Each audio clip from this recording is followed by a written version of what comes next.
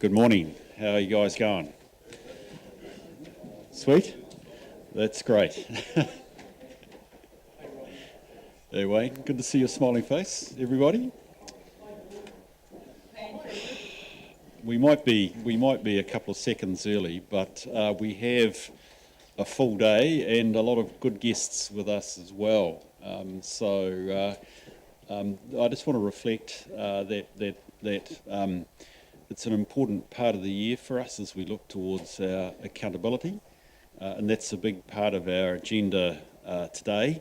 And also we do have the desire, and I think it's one that we should try and honour, which is a short workshop around risk appetite at the conclusion of the meeting. As I say, a full day with lots of people trucking through, which is tremendous. It adds a bit of flavour to what should be an exciting meeting. We all excited, Heidi? I asked that at my last meeting, but I won't tell you the response that I got. So it's great here, and I just thought before we move to the welcoming our Bay of Plenty region guests, it would be wise just to go through some of the basic formalities for the meeting, which is actually firstly to acknowledge any apologies. We have one from Mayor Temby, who is unable to be here, and it's not so much an apology but just an arrangement that Larry is joining us, and I think he's somewhere in the ether that he might be able to hear me. Can you hear me, Larry? Yes, I can. Thank you, Larry. That's fair commitment. Yeah. Well, I hope you're... Larry, very keen and glad that you can be there. Sad to hear about your circumstances. And look, please make your presence known if you need to raise questions. I'll certainly do my best to remember that you're with us. Thank you for that. I have had no other apologies other than Temby's and the arrangements for Larry. Is anything else people able to be here for the day? Okay, in that case, I would like to move that we sustain those apologies. Could I have a seconder, please? Thank you, Tina. All those in favour, please say aye. Aye. Those against? It's carried. Public forum. We have obviously our guests from Bay of Plenty, but just before we do that, I would just like to, well, it's not public forum, sorry, but I would like to just get through the other business. We have received, I think 2 days ago, a late item for consideration under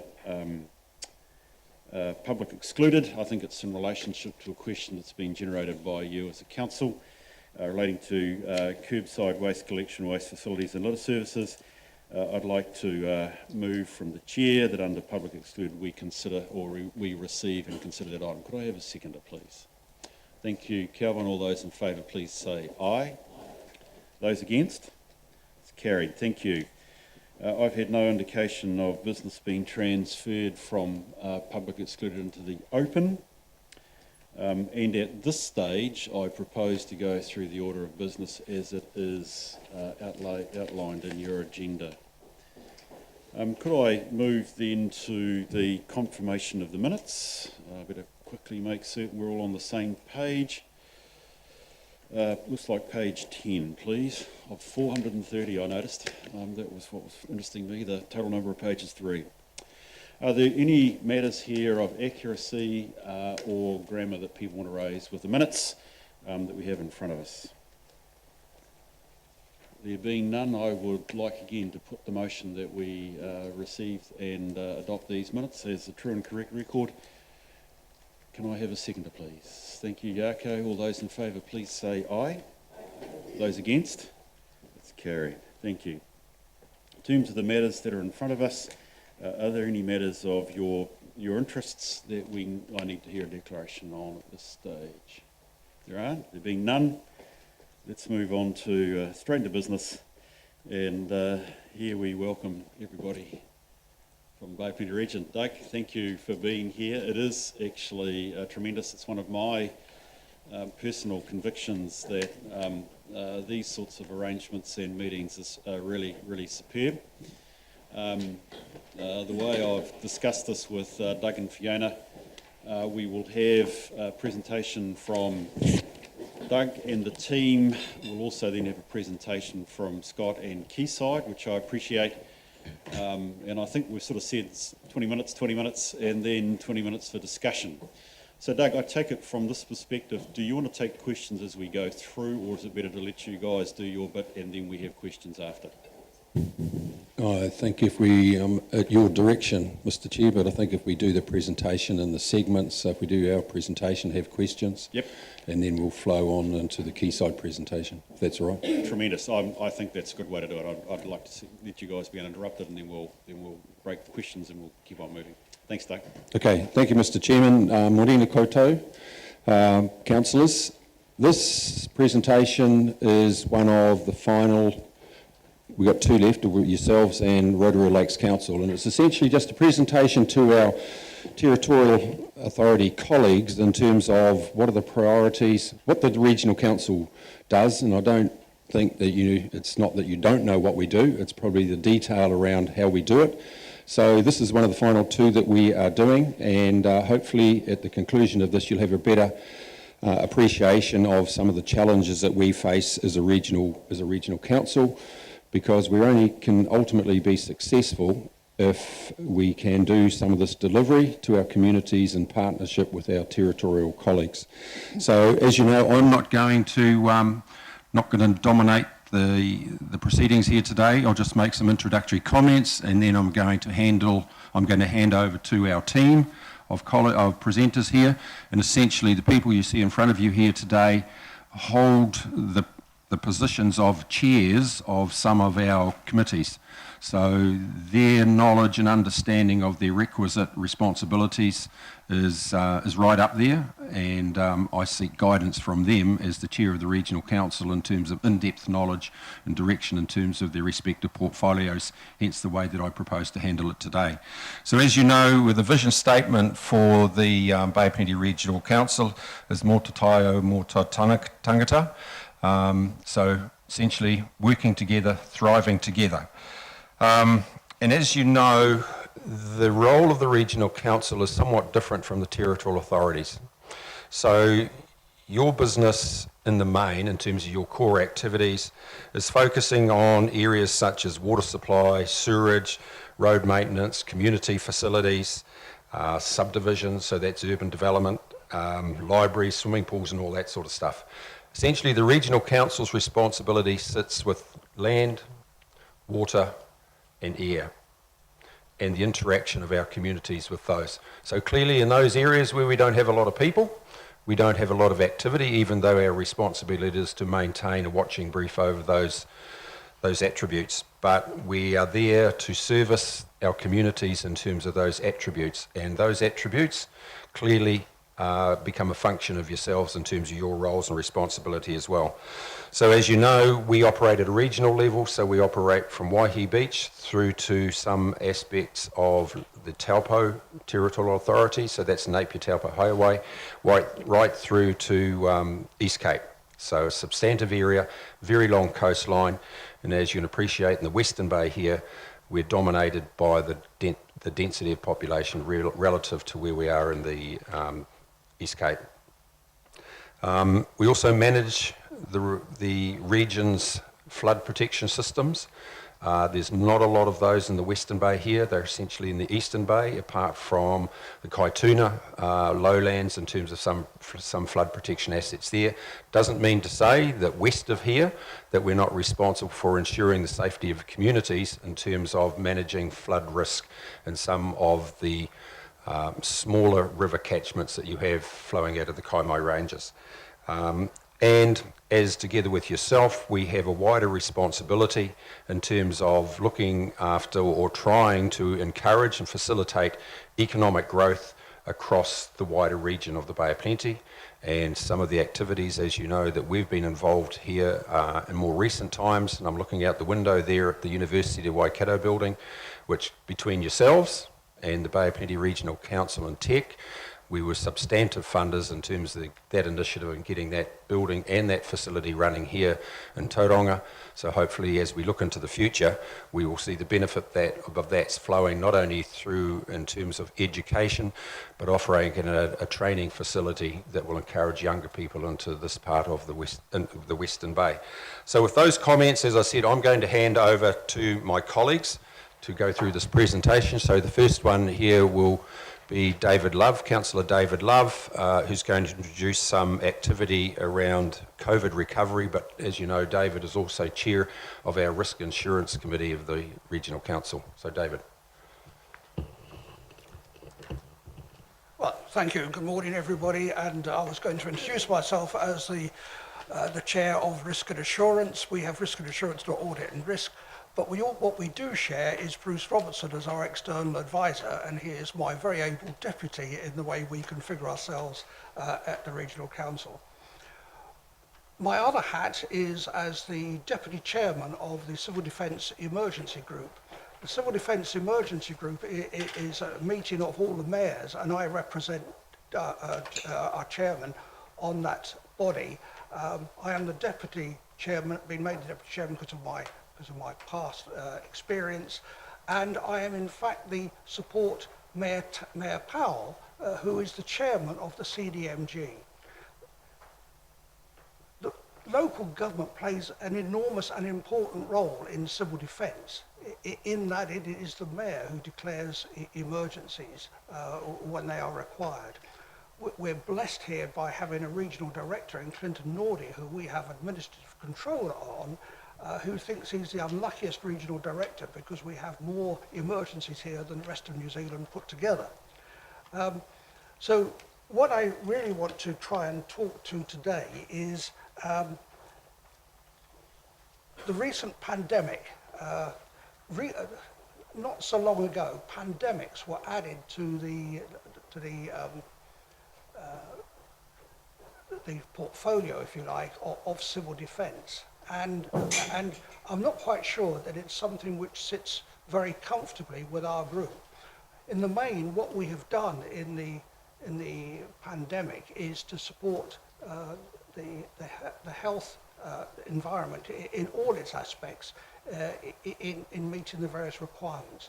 And with this, we worked really closely with Tauranga City Council, and our staffs worked exceptionally well together in providing all sorts of facilities, many of which we are not used to providing in the past, but government was swamped and we had to step in. I think of particular note is the work that Tauranga City Council did in supporting the homeless and in fact helping very much to make sure, and we were successful in making sure the virus did not spread in this area, because that was a really hot potato for us.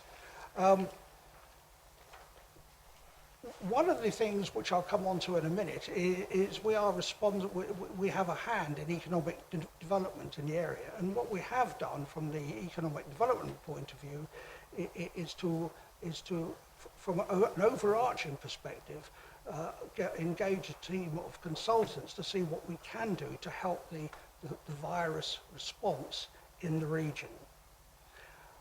I think I'm going to leave that one there on the virus because we haven't got the time, and I'm certainly happy to answer questions as we go forward. So I've been asked to cover the 4 outcome areas, and I think you've all seen these before, and I don't mean to dwell very much on them, but everything we do is concentrated in the 4 areas as our chairman has outlined you. So it's a healthy environment, fresh water for life, safe and resilient communities, and a vibrant region. We can answer any questions which you have on those. I think one thing which you ought to be aware of is that in the Bay of Plenty we have 40% of the Maori population. We have some 35 iwi and some 220 hapu. And we have the responsibility through government of administering treaty settlements. That means we have an enormous responsibility for Maori in this area, and one which I think we happen to discharge very well. Over to our next speaker. So thanks, David. So Councillor Paula Thompson is going to take you through some really important facets of our operation. So essentially it's the challenges and opportunities that we see in front of us. So that's not just in the next 12 months, but also flows into those activities of our LTP, as well as the strategic priorities that the Regional Council has developed over the last triennium that will flow into next trienniums as well. So, Paula. And can I just ask the speakers to let me know when they want me to move forward on the slides, please? Could you move back? Yep. Wonderful. Morena, everyone. Lovely to see you all on this beautiful day. Like you, we are currently working through our strategic framework that will help us deliver on our long-term plan. And as a result of that, we've obviously, like you, identified many challenges and opportunities. But foremost amongst those are just four that we're going to touch on today. And the first is the absolute recognition that the natural resources of our region are limited, and that therefore sustainable management is top priority. And just to recap, we'll all be aware, as Doug has said, that the natural resources are fresh water, air, land and soil, geothermal and coastal marine area, so all under threat. The second area of challenge is, of course, the implications of climate change, not just on our natural resources, but on our communities as a whole. Oh, thank you, I'm totally incapable of running that, I can't multitask.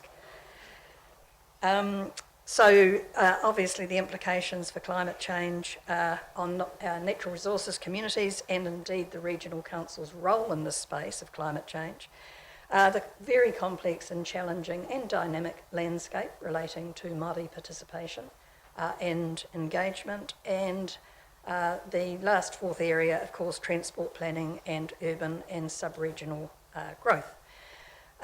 In terms of going through our strategic planning work, we have also paused to think that this is going to make us reflect on the roles that the Regional Council will be playing, particularly in regional development, and particularly as a result of what opportunities are presented through COVID-19. We've also got to ensure that our financial strategy is sustainable, and that it's focused strategically, and that it delivers transparent opportunities for the entire region.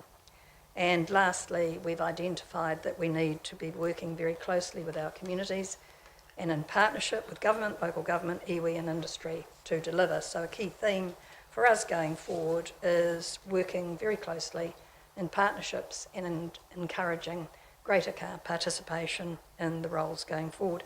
I just wanted to basically touch on what is happening in our operating environment, like you. The nub to any successful strategic planning is understanding and responding to your operating environment.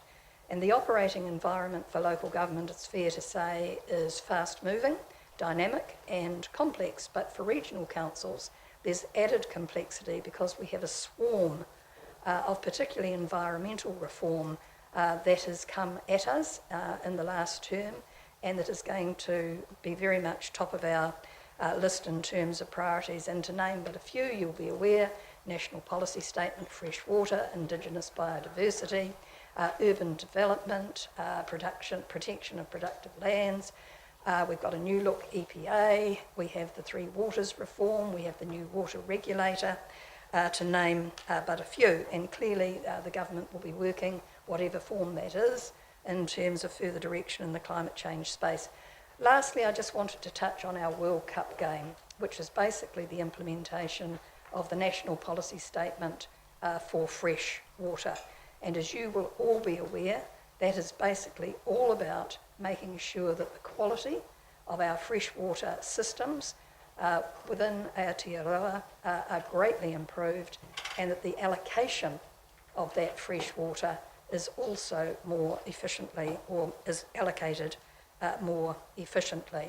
So this is our World Cup game. We have by 2024 to actually deliver up a revised regional policy statement and a revised regional natural resources plan, which will regulate the quality and allocation of water going forward. It is our World Cup game because it's hugely resource hungry, and it's going to mean that we have to work extremely hard with central government, with Māori, with communities generally, with local government, with industry, etc. And I can't underestimate just what pressure that is going to put onto the regional council's own programs of work and the way, in fact, we have to work. So the next area in terms of our priority was climate change, and I'm now going to ask Stacey to talk to you about this. Thank you.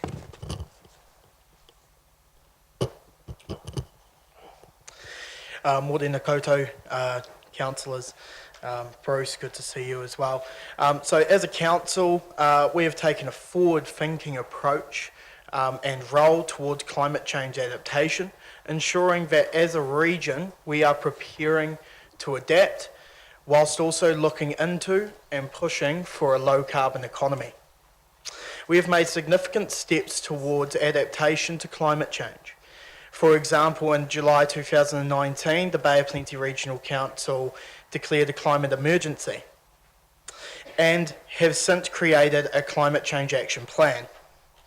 Internally, we have been looking to get our house in order, so we are walking the talk.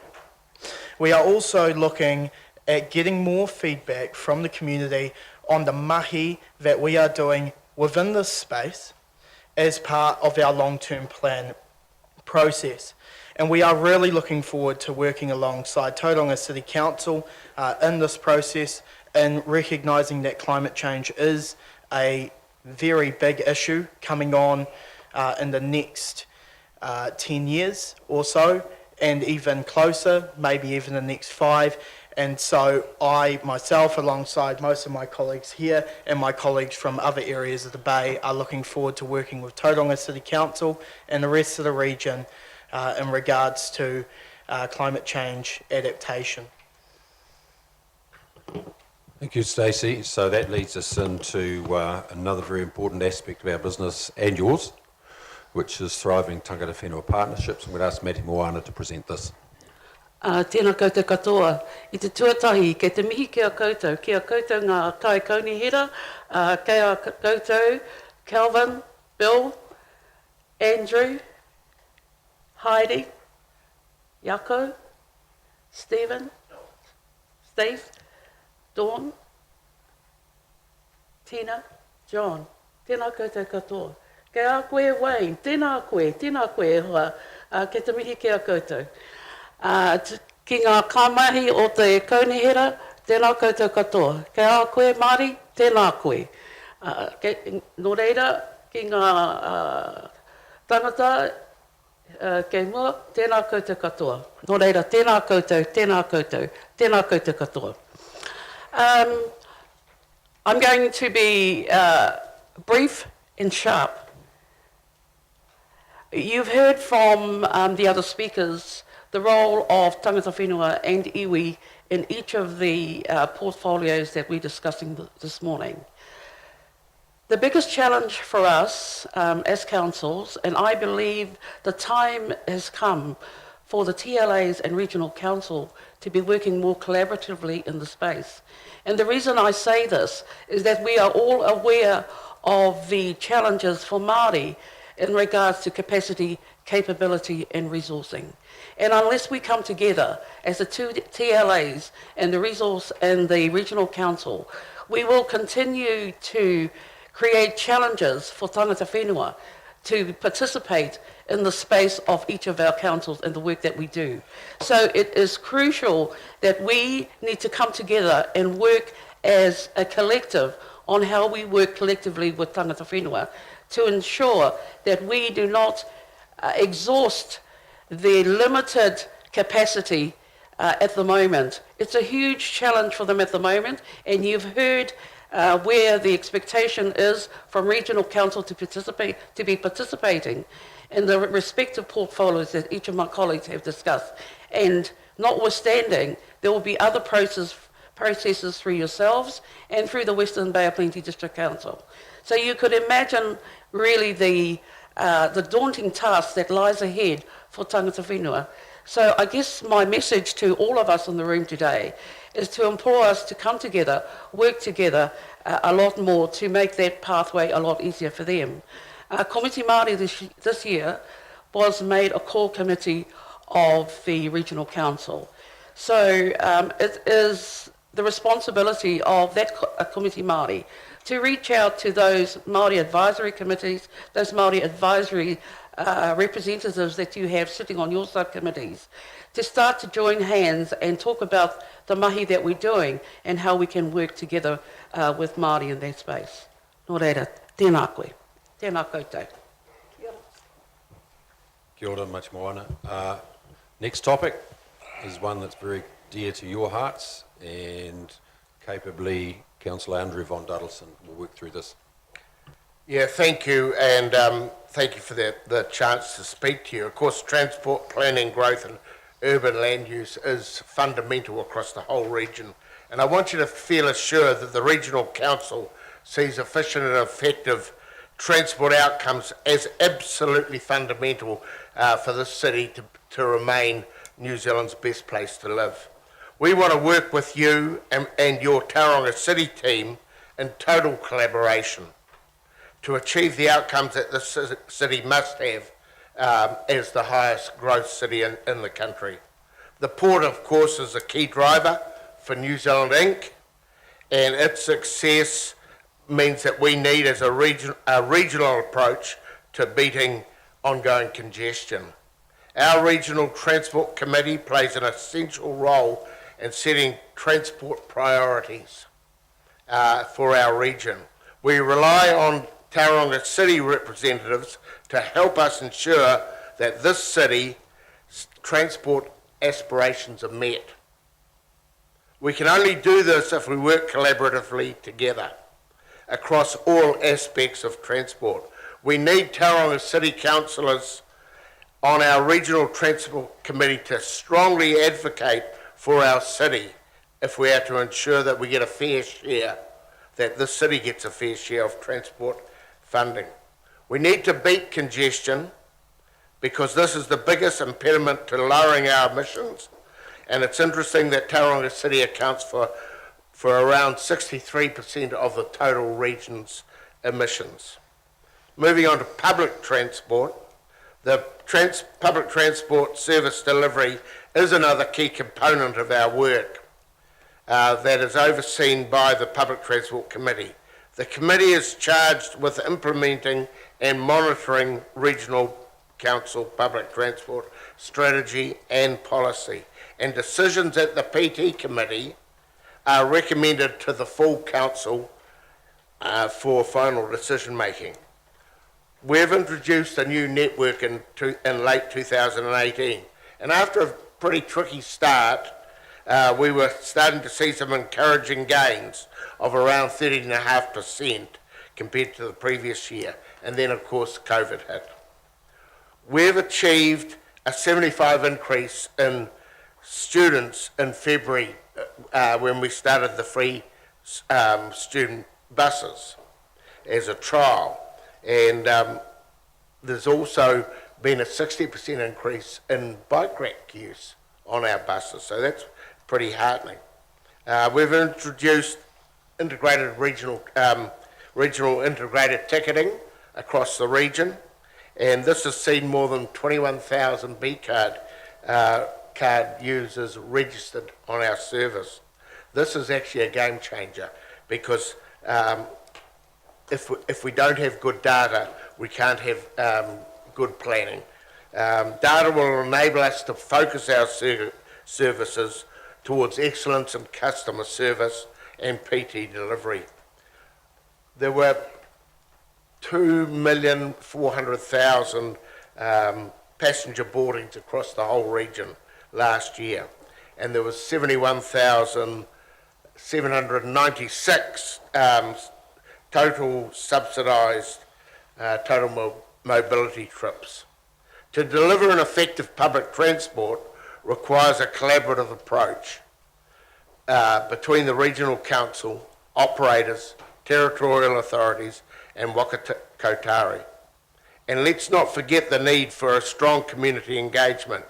We need good feedback and support from our local residents. We look forward to the opportunity to meet / workshop with you and your councillors to discuss and explore opportunities to increase collaboration.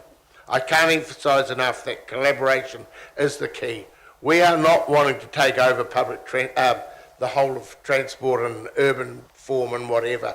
We want to work with you, know our roles and work collaboratively to make sure we get really good outcomes for our citizens. Thank you very much. Thank you, Andrew. So now we move into the closing phase. I'm going to hand over to Councillor Stuart Crosby. And as you know, Councillor Stuart Crosby is President of LGNZ, and I think it's testament to this region in terms of the governance and stewardship of local government that we are fortunate to have Stuart filling that role. So I'm going to hand over to Stuart and he will move through some concluding statements. Morena, and good morning everybody. It's great to see so many familiar faces in these wonderful chambers, so it's great to be here. The first phase, I'm just going to briefly run over some areas of work that both TCC and Bay of Plenty Regional Council and at times Western Bay of Plenty District Council are working together. So the first space is in the natural hazards. Now that might seem a little bit, boring's not the right word, but difficult, but it's an incredibly critical part of urban development because the outcome of that natural hazards work will depend in terms of the private sector development community, their viability and also the yield when it comes to developable land. So getting a very clear and common understanding in that space is going to be absolutely critical. TCC and Western Bay and BOPRC teams are working also together on trying to get alignment between our regional policy statements and our city and district plans. And again, that's all designed to make sure that the customers who often work across the three authorities, it makes life a lot easier for them if that alignment is there. We're also providing advice on plan changes and resource consent applications, particularly relating to development, which consumes a considerable amount of all authorities' time. Obviously, we're working together on smart growth, joint spatial planning, AFTI, TSB and the PT blueprint. And again, I think one of the key words we need to work hard on is alignment on all those streams of work, which are absolutely critical. And at a personal level, I think the work done particularly through AFTI and TSP is of a very, very high standard. And the rest of New Zealand are looking at it, but our role is really to make sure that together we can implement it to the benefit of the community. In terms of air quality, obviously one of the key projects there is the joint project that both TCC and the Bay of Plenty Regional Council are proposing to do around the Whareroa marae issues, absolutely critical. And so we're looking forward to working with you on that. We're actually also sharing compliance staff so that customers have just one person to deal with, and that's working incredibly well, also through the call centres as well. We're agreeing, and this has actually been going on for some time, to hear joint consents together where appropriate and or in the same way. And again, it's just a focus on customer service. In the maritime space, we're also working together to eradicate pests, e.g. the Mediterranean fanworm, and this is down at the boat ramps in particular. So that's just a small slice of some activities that both authorities and also Western Bay of Plenty District Council are working together on. Next slide. So now we're just going to quickly run through some specific areas, and there'll be different speakers to these. So the first one in the UFTI space, I'll just briefly talk to that, although we're all fairly familiar with that at the moment. With you as our partners alongside others like Tangata Whenua, central government will continue to support the Urban Form and Transport Initiative. We look forward to working with you in implementing the outcomes of the TSP, Transport Systems Plan. Again, that's sort of the engine room of making it all work. And at a personal level, I do recognise there's so much, pressure on TCC in particular, within your boundaries, within that plan, although it does cover Western Bay as well. The pressure is really on you to work with everyone to deliver that, and we're here to help you. In addition, $22 million a year on public transport services, about 17 million here in the Western Bay, and we've committed a further 300,000 a year to support the delivery of the Western Bay urban growth and transport planning, and we'll continue to contribute that in terms of the integration of the land use and public transport. And that will lead nicely on to Andrew with regard to the transport section. Yeah, as I said earlier, the B card, the tag on, tag off, is going to be a great, real game changer. For the first time, we will have real data to analyse where people are getting on and off buses, and that'll give us an indication of who's using the bus and why they're using the bus. What we don't get out of it, of course, is those who aren't using the bus. So we have to improve our stakeholder engagement to find that out. To set up the B card, I want to make a thank you from our regional council to your council for the service that you provided at the city centre, what they called the Beehive, which has seen the 25,000 people using the buses. Right now, we have got more buses on our roads in Tauranga than Hamilton City, with a much larger population. So it's not a capacity issue.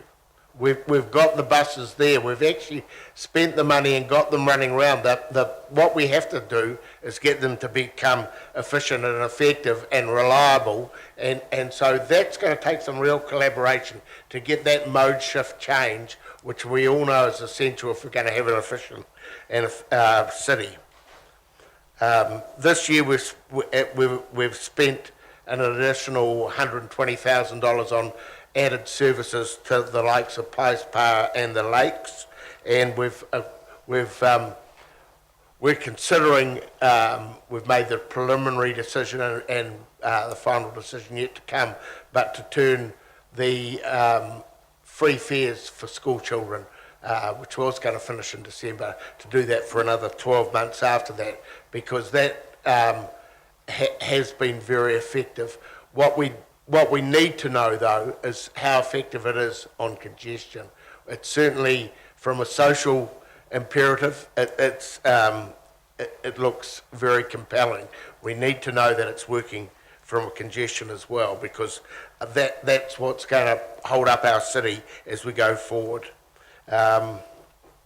We've got actually 57 dedicated school buses in the Tauranga city, and this helps us to reduce congestion. The bus network, what do I got here? No, I think that's really all I want to say. Thank you, sir. Oh, air quality, yeah. So I chaired the Plan Change 13 air quality plan change, was it last year? Last year. And we are very committed to improving air quality, especially in that Mount Industrial area. The challenge, of course, is that air quality impacts onto other communities if it spreads past the border. We've got strict rules about that, but it is hard to determine where particles are coming from. And we've made a commitment and put in 11 monitors into that Mount Maunganui industrial area in the last 12 months or so. And so we are very closely monitoring this situation. We're actively providing information to the community, and from September the council will increase, will be trialling a new quarterly community newsletter for the Mount. This is a big issue for you, it's a big issue for us. We need to get on top of this. But we need to base all our decision making on good science, and that is not easy to do when it comes to air quality, because you actually have to determine where the issue is coming from if you're going to resolve the issues. Thank you. Kia ora, just leading on from Andrew, another component that you're probably all aware of is the impact of air quality is perceived to be having on the residents of Whareroa. And which leads us into my next segment, which is the Tauranga Moana Harbour group, where through that committee we were able to commission a specific report to investigate air quality issues for the residents of Whareroa. We are hoping that that report is available before Christmas, so that is something we will be sharing with you. And I just want to acknowledge the TC representatives that do sit on Tauranga Moana Advisory Group, yourself, Calvin, Yaka and Heidi, that we all sit on that committee. I guess the value of these co-governance, given Tauranga Moana Advisory Group is actually a precursor to the entity that will be set up once the Tauranga Moana claims have been settled. But what we're finding through the Kaituna River co-governance and the Te Mari o Kaituna for the Kaituna River, the co-governance there, is the ability to have all councillors relevant around the council with iwi. So they're starting to create for us an environment where we have all our partners at the table. So what Tauranga Moana Advisory Group, I was told at our last meeting on Friday that it's actually been running for 7 years. I didn't realise it was running that long. But one of the things that I guess we're having to do in that group is to continue the purpose of looking at how we restore the harbour, but also the other things that are happening that impact on the environment, on us as councillors to work with our communities to ensure that the state of that environment is as best as it could be.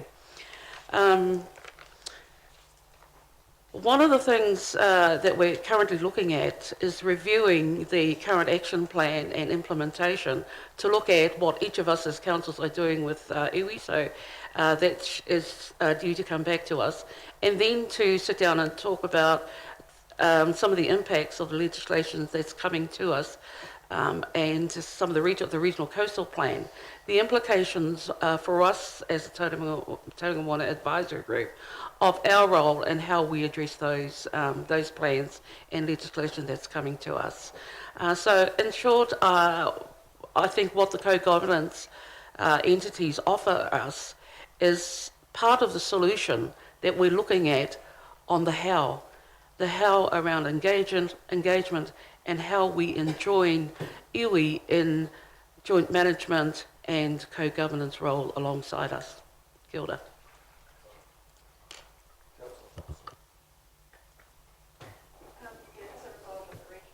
Environment plan processes, the Regional Council will soon be implementing new rules to protect 3 reef systems near Motiti Island. This will be known as the Motiti Protection Area.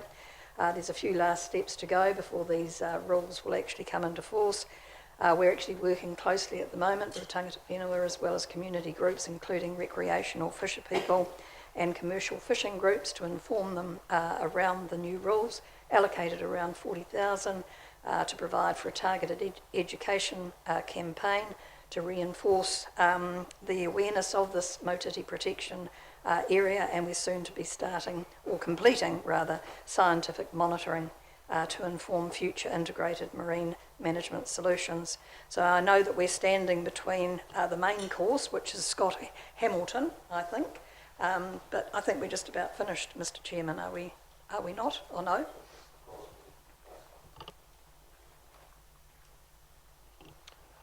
Okay, so this slide's on the current financial situation. In essence, as part of our review for our long-term plan, we're not just going to look at the previous slide that you saw, that's based on the four well-beings, but in my view, more importantly, actually we're going to look at the funding and financing of the Bay of Plenty Regional Council. And to that end, we've engaged PwC to do quite a substantive piece of work. So we developed up a set of terms of references. They've done some engagement with the elected members at this stage, and they're about to produce their first draft of the report to us. We haven't seen it yet, but we're waiting with bated breath to see what some of their findings are. And that's going to be really, really critical. Just to give you a little bit of a flavour of some of the questions that were in part of the terms of reference, we were looking at how to fund the Bay of Plenty Regional Council's expenditure outside of all the usual tools, the purpose of the assets and intergenerational equity. It wasn't that long ago that the Bay of Plenty Regional Council had no debt whatsoever. So they've dipped their toe into the debt world in terms of intergenerational equity, and they'll be giving some further advice on that. They're also looking at our debt capacity versus our investment risk, because as you're about to find out through Quayside, there is quite substantial opportunity there. And also the further potential to invest across the Bay of Plenty using the resources of the Bay of Plenty Regional Council. The other thing I'd do before, we might as well go on to the next slide now, which is Quayside. So Scott's going to talk in detail about this in terms of its structure, but it is obviously it's a CCO within the Bay of Plenty Regional Council, which owns 100% of it, and it has about a 54% shareholding in the Port of Tauranga, and also has a whole range of other investments. And one of the goals is to get a less reliance on the shareholding from the Port of Tauranga. So there's quite a substantial diversification strategy being executed at the moment, which currently has a value of around $350 million in that diversification, with a goal to get it up to at least $500 million in the not too distant future. The final thing I'd say is really encourage you to go on the Quayside website, and you'll see the Quayside story there. It's a summarised version, but it's quite interesting. There are lots of myths and legends around how Quayside actually evolved. But if you go onto the Quayside website, you'll actually see a timeline. And in fact, it might come as a surprise that Quayside actually started off with about a 54, I think it was, $1 million debt, now to over about a $3.2 billion asset. So it's been an interesting journey, and it's going to continue. That's it, Mr. Chairman, in your hands. Thank you, and look, certainly we'll be keen to hear Quayside, but look, thank you for that, I think, important presentation. I think it would be useful if we could just have any questions from members at this stage. Jaco. Yeah, kia ora, Hoama, thank you for coming in. It's quite good to hear from you on what you're working on and what your priorities are. An interesting one for me that came up, which isn't typically, well, as far as I'm aware, isn't typically something the Regional Council does, is the urban growth planning and the transport planning outside of public transport. So I was just wondering, how big are your teams? Is it 20 engineers or 50 engineers and planners, and would they like to, I suppose, join our team or co-locate, or because it sounds like they might be doing similar roles? Question. From a governance perspective, I'll ask Councillor Thompson to respond to that. But our engineers, specifically engineers manage land-based assets such as flood schemes, etc., etc. We're not into civil engineering in terms of designing roads. So, Councillor Thompson. Then let boy, what a hospital bus. What precisely, Mr Chairman, would you like me to respond to? Well, I think Councillor Thompson, you were at the forefront of the Smart Growth initiative many years ago now, and Smart Growth continues to work collaboratively amongst the three agencies. An offshoot of the work that we've done at Smart Growth is recent UFTI work, which is about the integration of transport and urban development. So the question is, do we have any people in terms of any engineers designing roads? No, we don't. Do we have planners? Yes, we do. Yeah, and Yako, it's a really good question, and as you'll be aware, it is a subject for us to actually talk further about. So, well done, good, and we need to continue these discussions. The Regional Council has a really important statutory role in terms of its Regional Land Transport Committee. So, you know, and as a part of that process, it has to make sure that the regional land transport projects are integrated from an urban form and from a transport perspective, so it plays a key role there. And as you know, there's a technical advisory group. The chairman is quite correct. We have transportation expertise in terms of public transport and transportation planning. So we do have expertise in that space. We also have expertise in urban form planning as well. So we are playing, you know, key roles there. In terms of how many, don't know, can't answer that. But I think we just need to, just the theme that should come out of today is we need to be working together really closely. And if ever there was a space that we need to start that in, it's in terms of the sub-regional urban form and transport space. So thank you very much for the question. Great. Thanks, Paula. I've got Heidi and then Dawn. Yeah, thank you. I just have a couple of questions. One is I'm just looking at the Quayside board, and I just wonder how you choose in terms of diversity that board, and whether there's some changes looking to go to, now that you're looking at the four well-beings in a more integrated way. Are you looking to at that board and in terms of how that's represented going forward? Well, perhaps if I could kick off on that, because I'm a current director, but my term is coming to an end. The board of Quayside, well, under law, we are required to operate equal employment opportunity obligations, and as a part of that, and as a part of our charter, we have a diversity and cultural charter, so it's very much integral in terms of the go forward. So that's one part of it, but I'll leave the chairman to talk about the recruitment and selection of actual directors, but be assured that we're very aware of our obligations in that space. So thanks, Heidi. So Quayside is an investment vehicle, first and foremost, and as Councillor Crosby said, it has grown from very meagre beginnings to something that we aspire to essentially be an annuity for the benefit of the ratepayers in the whole region. So the primary focus in terms of the skill set is persons sitting around that table on the basis of investment skills who can marshal and monitor the return to the council. Now, having said that, in terms of getting the requisite director skills around the table, that first and foremost comes from the board and the chair of Quayside in terms of the skill set they require. And as you know, we've got Sir Rob McLeod, an eminent, well-respected individual who chairs that board. So the council has an external process facilitated by external people. Last time there was 3 people external, one from IOD, who screened the applicants from within the council as to the appropriateness of those individuals to sit around that table. It's been going on since I've been there, and as Councillor Thompson said, her term, which was a 3-year, I think, Councillor Thompson, wasn't it? 3-term. So that's 9 years, came to a conclusion. And as you know, if you're interested in diversity, based on the acumen and the skill set that was demonstrated, we have 3 females sitting around that table, 1 being the Chief Executive and 2 being,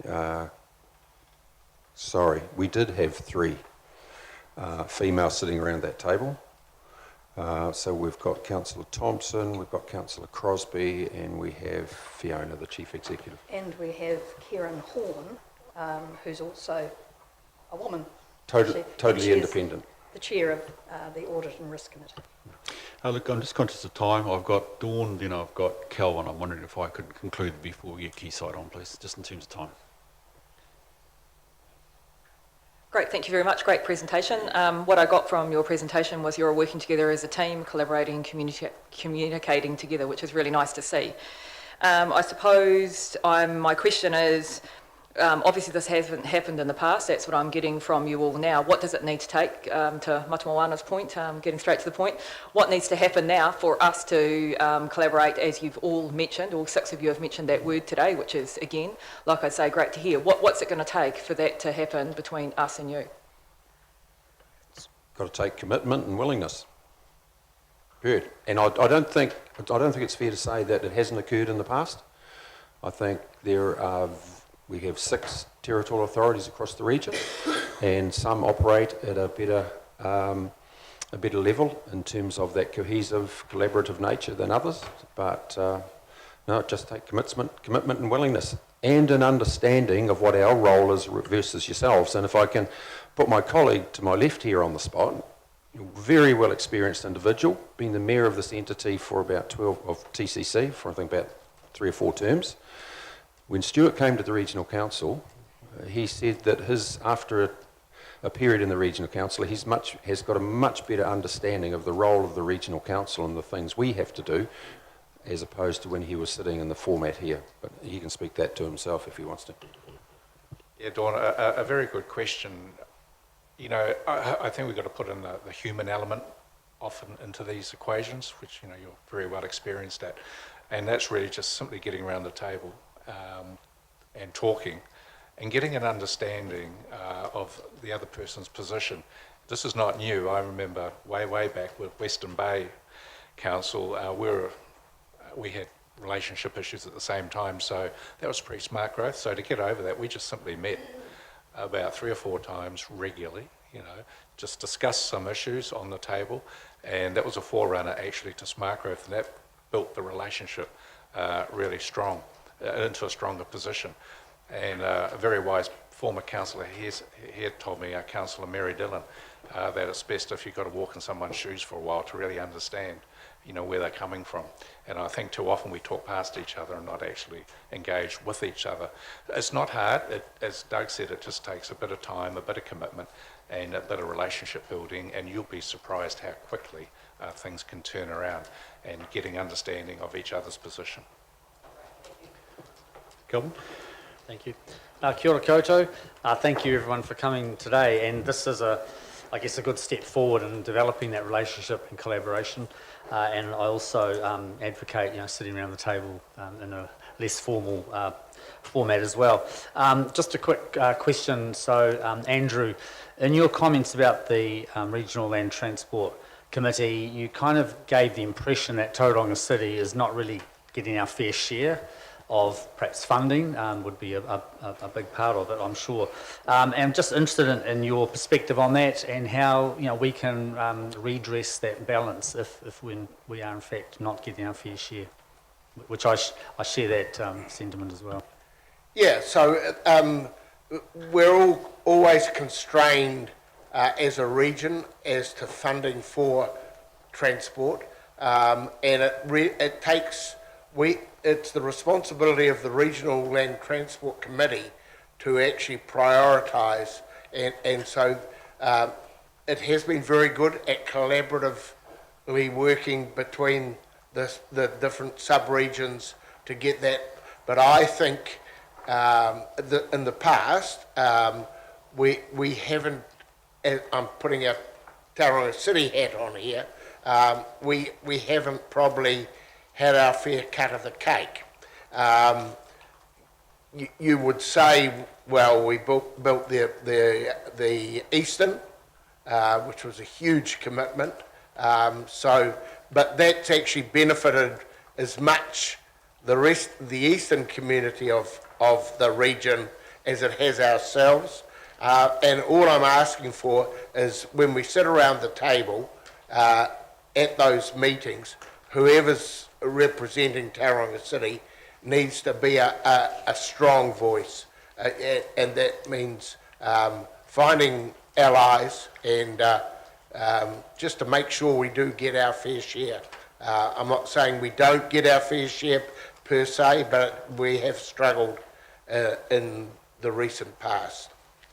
Thanks, Andrew. John, I've gone one past where I said I'd stop, so if you could be quick, please, that'd be good, because I still am very keen we hear from Quayside. Yeah, thank you. I just want to circle back quickly to the response to Dawn's question around collaboration and the experience of Stuart Crosby. And I look forward to Chairman Leaders standing for Tauranga City Council at the next elections to reciprocate and learn.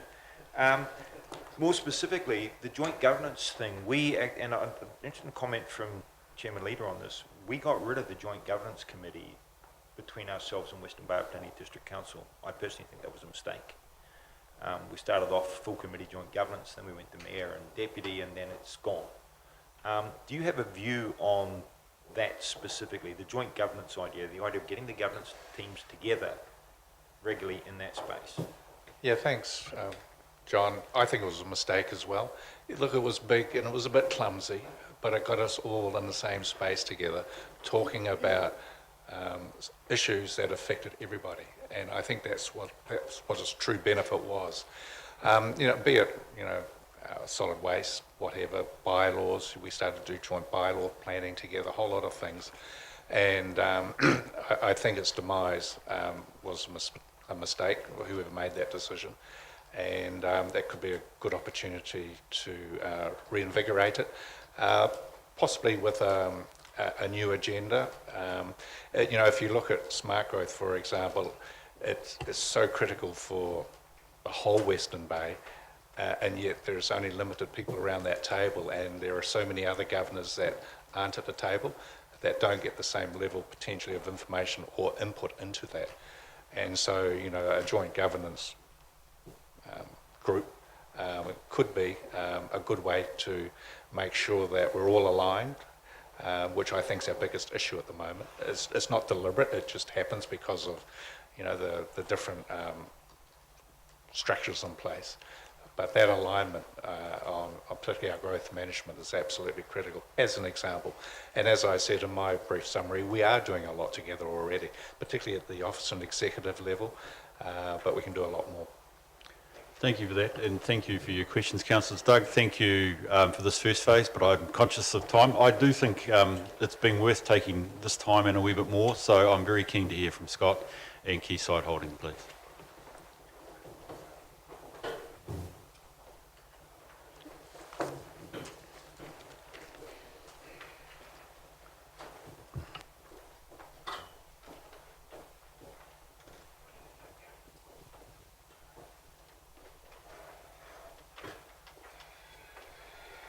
Yeah, welcome, Scott. Appreciate that, and the rest. Founder, good to see you up front too. Okay, so let me sort out the technical pieces. It's not often I get introduced as the main course, so this is a bit of a privilege for me.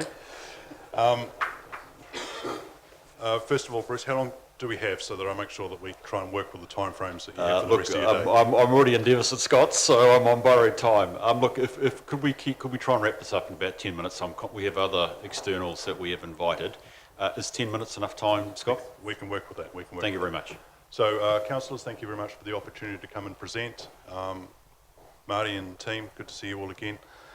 I'm going to try and give you a brief overview of Quayside Holdings. I'm Scott Hamilton. I've been the Chief Executive actually for the last 10 years now. I'll try and give you a quick run through, and this is not the right presentation, so let's go scroll. So Quayside is the investment arm of the Regional Council. It started back in 1991 when it acquired an interest in the Port of Tauranga for $53 million, which it borrowed $53 million to do that. For the first 8 years of its life, it was underwater. Basically, didn't make any money, didn't give a distribution to the council. Time has been very, very favourable to Quayside. Today it has assets with a market value of over $3 billion. Has debt, including the perpetual preference shares, which were raised effectively or leverage against Quayside's holding in the port. And that was used, I think, as Doug mentioned earlier, for the university building, the marine precinct down the road, and for various other council infrastructure over the years. Quayside continues to fund that debt, so effectively you've got to think of it as being, there has been leverage taken up by the council in the past. It's been through Quayside, and Quayside has been the funder of that debt. We're governed by an independent board. We have 7 directors, 4 of which are independent, 3 of which sit on my right. And I think one of the important things that probably highlights, I'm going to dispense with that and use the scrolls. One of the important things I think that highlights is that Quayside is an independent vehicle of council, so that it can go out and do that investment decision process separate from the council process. The role of Quayside, as mentioned earlier, I think by Stuart, we are diversifying a portfolio. We are trying to make sure that we are able to look after the council both this year and for generations to come. And we are looking to progressively grow that income to council at about 3% per annum. We are protecting the assets that we have. We are looking for diversification.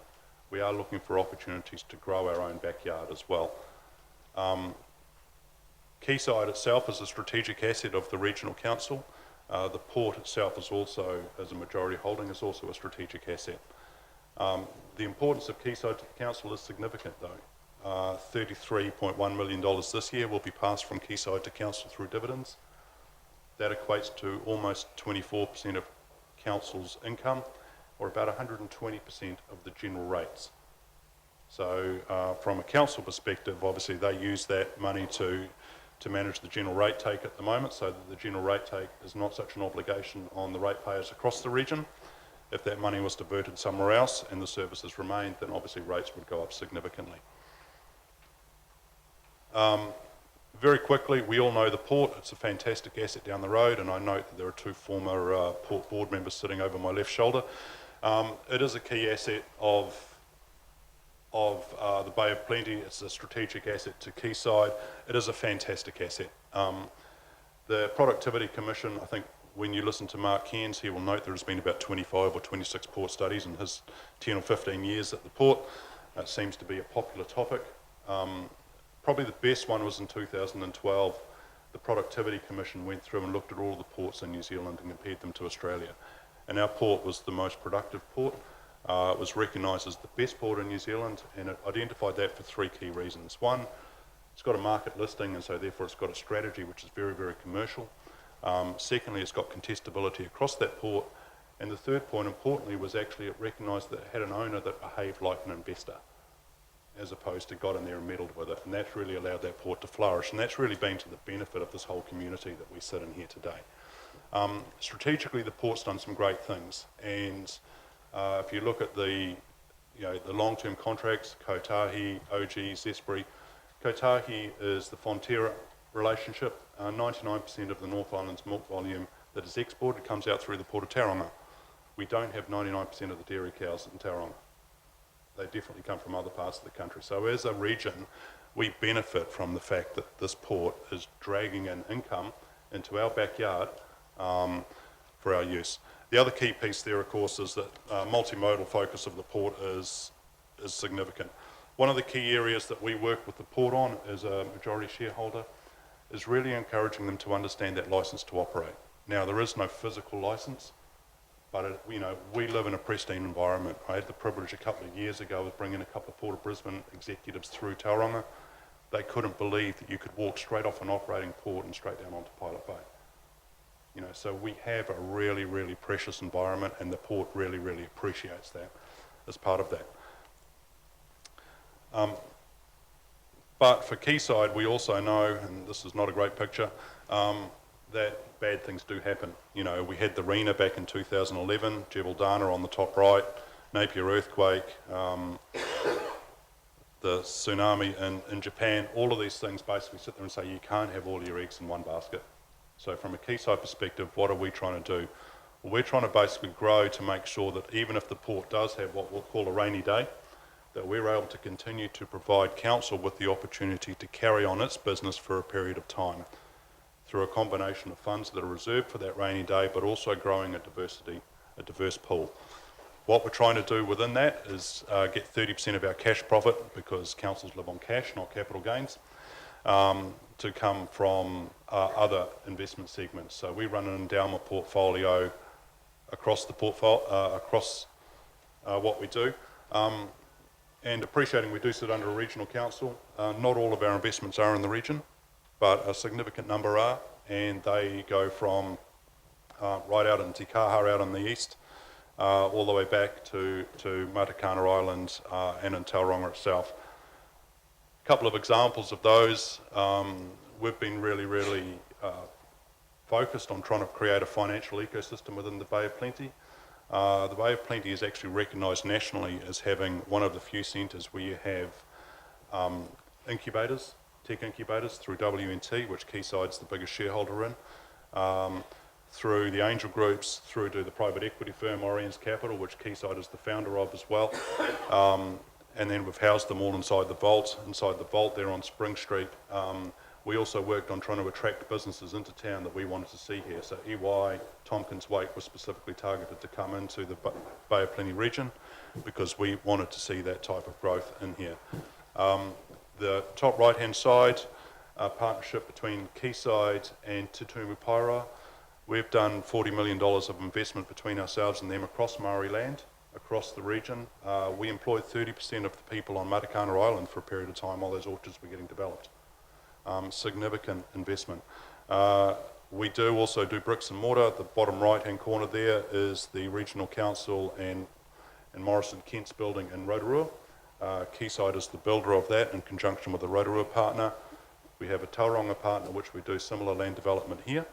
And we're also building the Forestry Institute at Sion. So we are building a number of things across the region to try and really grow and stimulate this local economy. The other major piece that's out there at the moment, and you would have seen the media in terms of the Provincial Growth Fund and their $18 million towards Rangiuru. That is a drop in the ocean in terms of what Rangiuru needs. The total 148 hectares there will probably require about $300 million by the time it's finished. Quayside is a significant contributor towards that. We will be borrowing against our asset base to try and encourage that. But we've heard even today talking about things such as congestion and the fact that you're looking at trying to grow Tutumu and Wairaki up that side of town.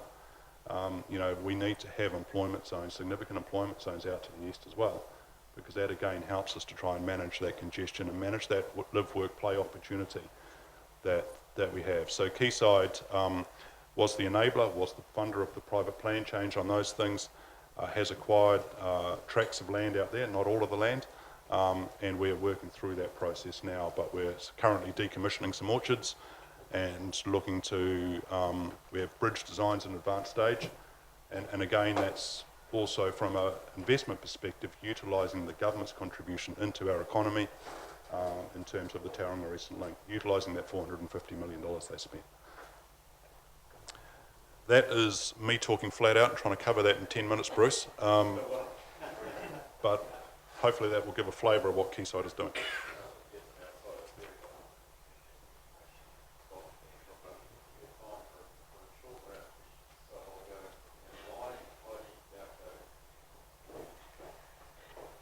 Hi, thanks very much for that presentation. There just seems to be quite a separation between the regional council aspirations around the four well-beings and this very separate investment, economic growth-driven entity.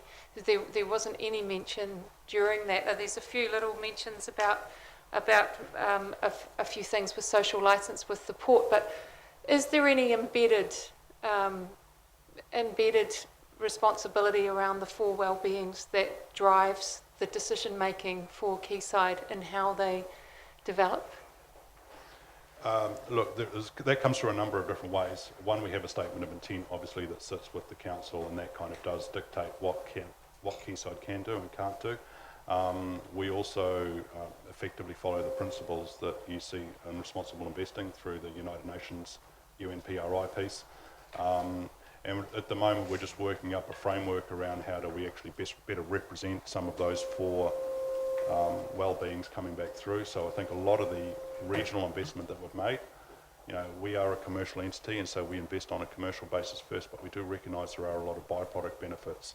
And a good example for us is we've got an entity, and we're working with Western Bay at the moment around wastewater treatment and around algae and those types of things, because that is very much around how do we improve the environmental impacts that we are able to achieve, but also with a commercial mandate that sits over the top.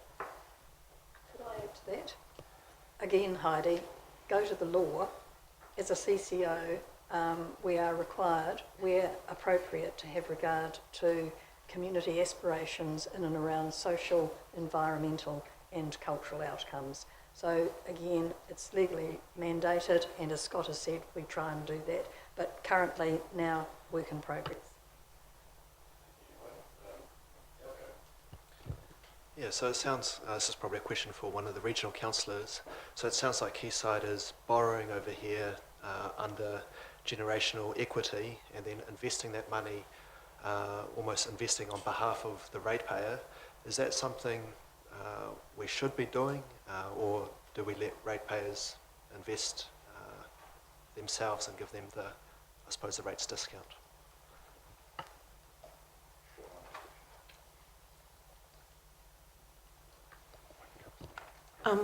We're just a little bit puzzled by the question, Councillor, but I think what happens with Quayside and the Regional Council is Quayside provides a revenue opportunity that the Regional Council can use to maximise benefit for the communities in the region. So as Councillor Crosby had talked about, and Scott, if it wasn't for Quayside, then the rates would be higher for each ratepayer in the region. Both Quayside and the Regional Council look for maximising benefit from the Quayside investments in the interests of the communities and the ratepayers. But if you would like to clarify the question a little bit more, we might be able to answer it a little bit better. I can take a little bit of that if that's... so look, Quayside is an investor. We run a SIPO, which is basically a Statement of Investment Performance and Objectives, that basically sets a set of rules in terms of where we can invest and what we can't invest into. So, you know, we behave very much like a mum and dad would, in the sense that, you know, for example, the building we have down there, we have some equity in that building and we have some leverage against that building. There are some things that we won't take leverage against because that's not sensible. So what we're trying to do is we are holding a little bit of revenue back in terms of what we have achieved to date so that we can grow and diversify that portfolio. We won't be able to grow those reserves otherwise. But the vast majority of investment that has been done doesn't necessarily take leverage that you or I wouldn't consider sensible leverage in our own capacity as well. Could I just add to that? There's also, I don't know if we touched on it, a commitment that Quayside has to hold a substantial amount of cash for that rainy day. It also has to hold a substantial amount of cash to provide the Bay of Plenty Regional Council with 2 years forward dividend. So at the moment, let's say it's 33,000 million. It needs to hold at least 66 million in accessible cash, plus 200 million potential liability over the PPS. So that's why it starts to balance borrowings against utilising its own cash. So it's a balance all the time, and in today's operating environment with low interest rates, you also take that into account too.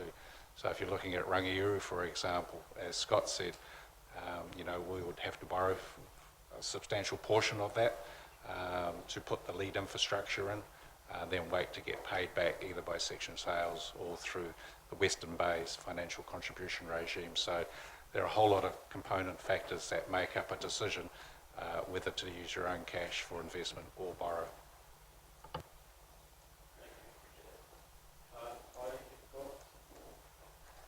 Yes, just actually to you, the Chair, just in the spirit of communication and collaboration, I was wondering if we could actually have extra time. I don't think since I've been on council, elected back in October, we've had so many important people in the room that we can ask questions to. I think it would be really beneficial for all of us to be able to ask those questions and hear, while we've got everyone in the room, what everyone's got to say, please.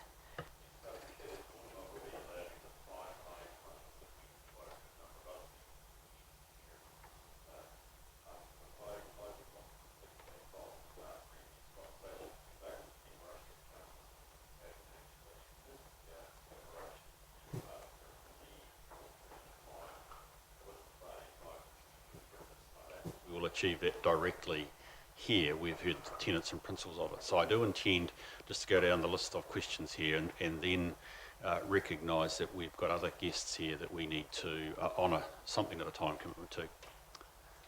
Okay, could I then have, oh, who's next? Steve, I think it's you, please. Oh, sorry, John. Sorry, John first. I was trying to remember who the J was. Sorry, John. Yeah, I'm your deputy, Bruce, so I'm over here. How could I forget you, John? It's all good. Listen, I just want to, if I can, it's sort of almost a supplementary, it wasn't planned, to Jaco's question. And Scott, you said something about leverage similar to URI. I need an elevator pitch. Someone says, hey, look, that Quayside, billions of dollars, 33 million, 1%, I can get better than that. Next amount, I can buy a bit of land, courtesy Caris Corporation or Classic, and sit on it for a year and do Panuku's to getting better return from their assets. Why are Quayside only giving us this much? Can you just give us the elevator pitch for the layperson, please? Well, the layperson's, look, the biggest asset that we have is our holding in the port. And that makes up close to 2.8, 2.9 billion of our investment.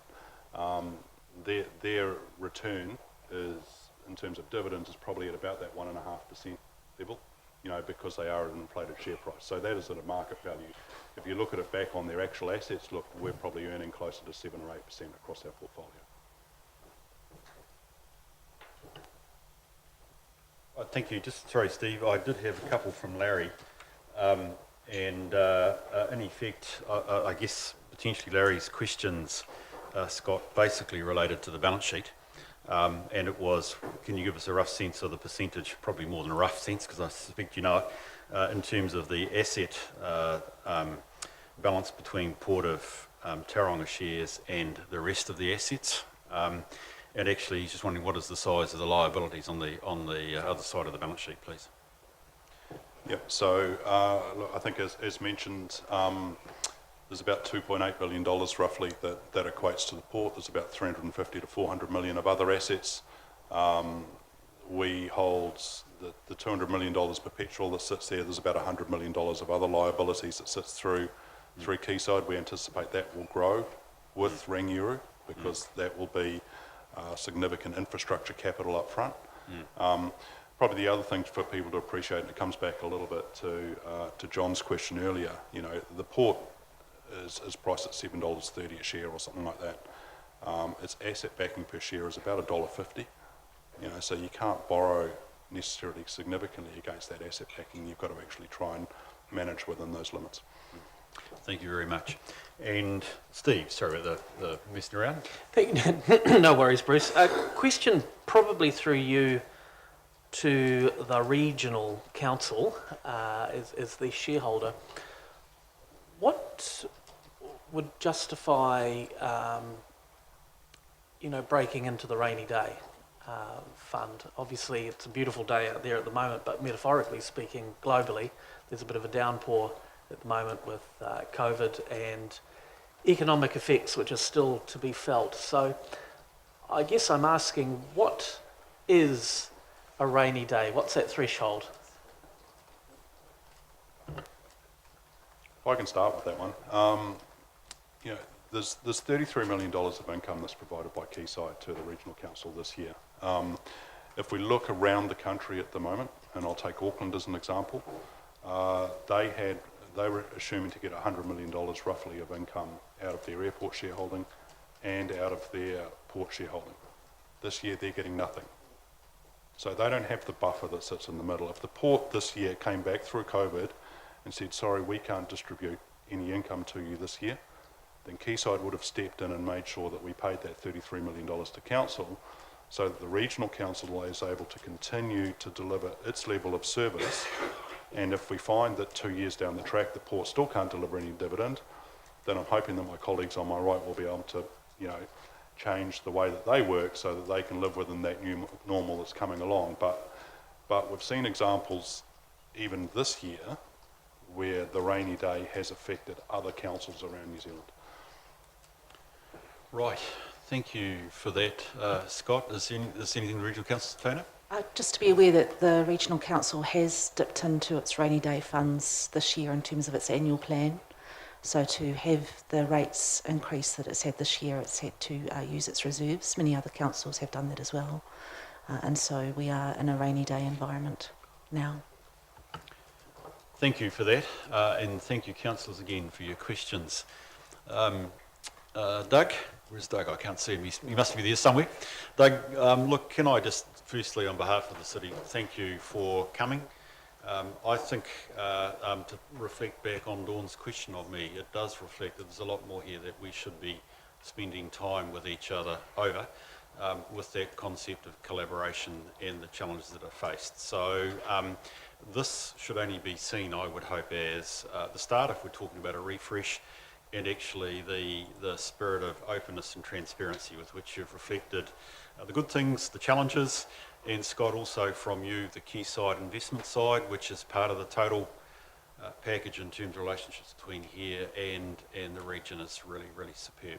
And my final comment is Stuart, I've been quite remiss in not acknowledging your ascension to power. Congratulations. It is great to know that local government New Zealand is in your hands, and obviously being a local, that's tremendous. So we do wish you well in doing that, and I'm sure the region will support you greatly as you lead such an important role in it. Thank you, I do appreciate your time, and I wish you well with the rest of the day. Councillors, we do have other people here, but look, I'm going to ask that for a quick refreshment and 2-minute chance to have a break. You've done well this morning, but could I restrict it to that 2 to 3 minutes, please, because we do have a lot of people here that we need to hear from in the course of the year, please.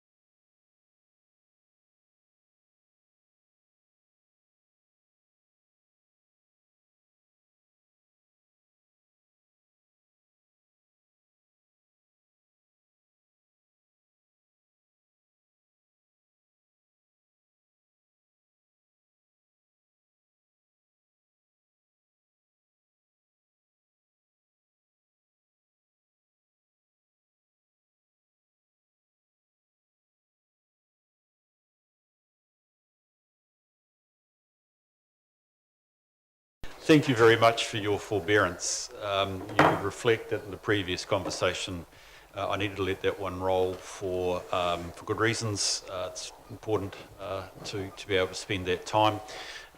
And we now have a number of you externally, and I would also, hopefully I can afford you the same latitude to be able to spend time with as well. I'm very, very grateful. So first up indeed is our resident survey, but welcome Elena. Great to have you here as well to get the wisdom of your views. So this is item 9.1, sorry members, it's on, let me find the agenda page to make certain we're right, page 19. So Josh, I take it it's for you to lead off for us, please.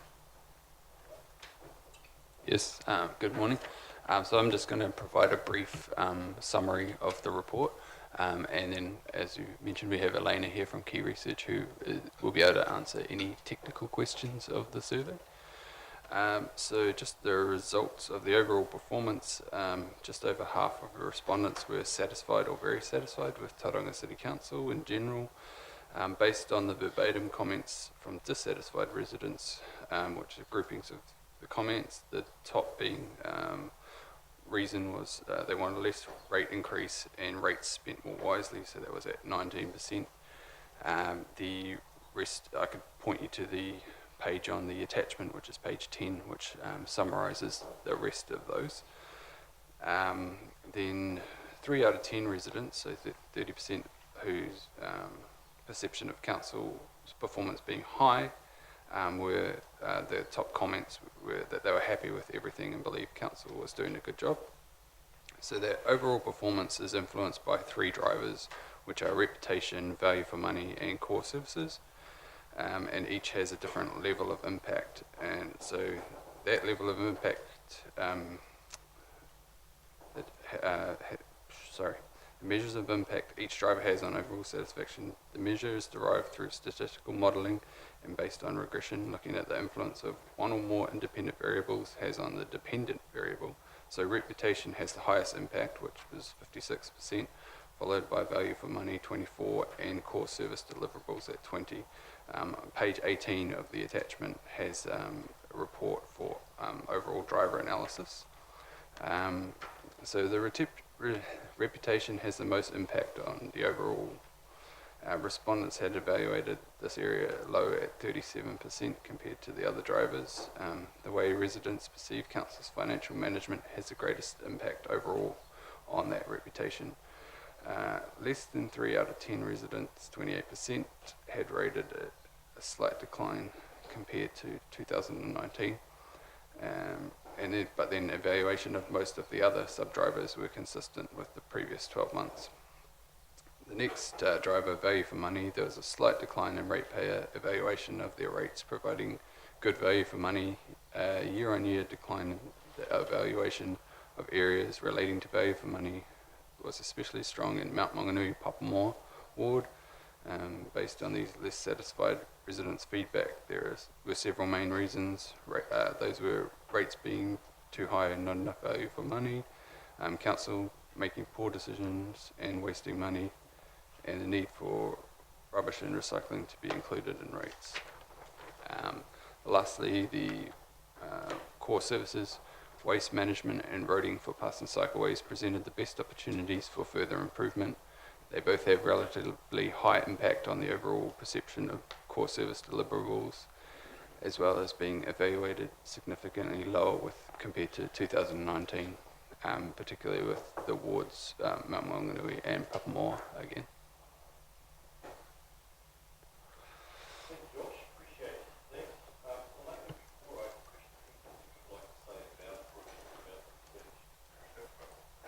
Sorry, Bill. Is there anything you would particularly like to say about the research or the results before I open it to questions, please?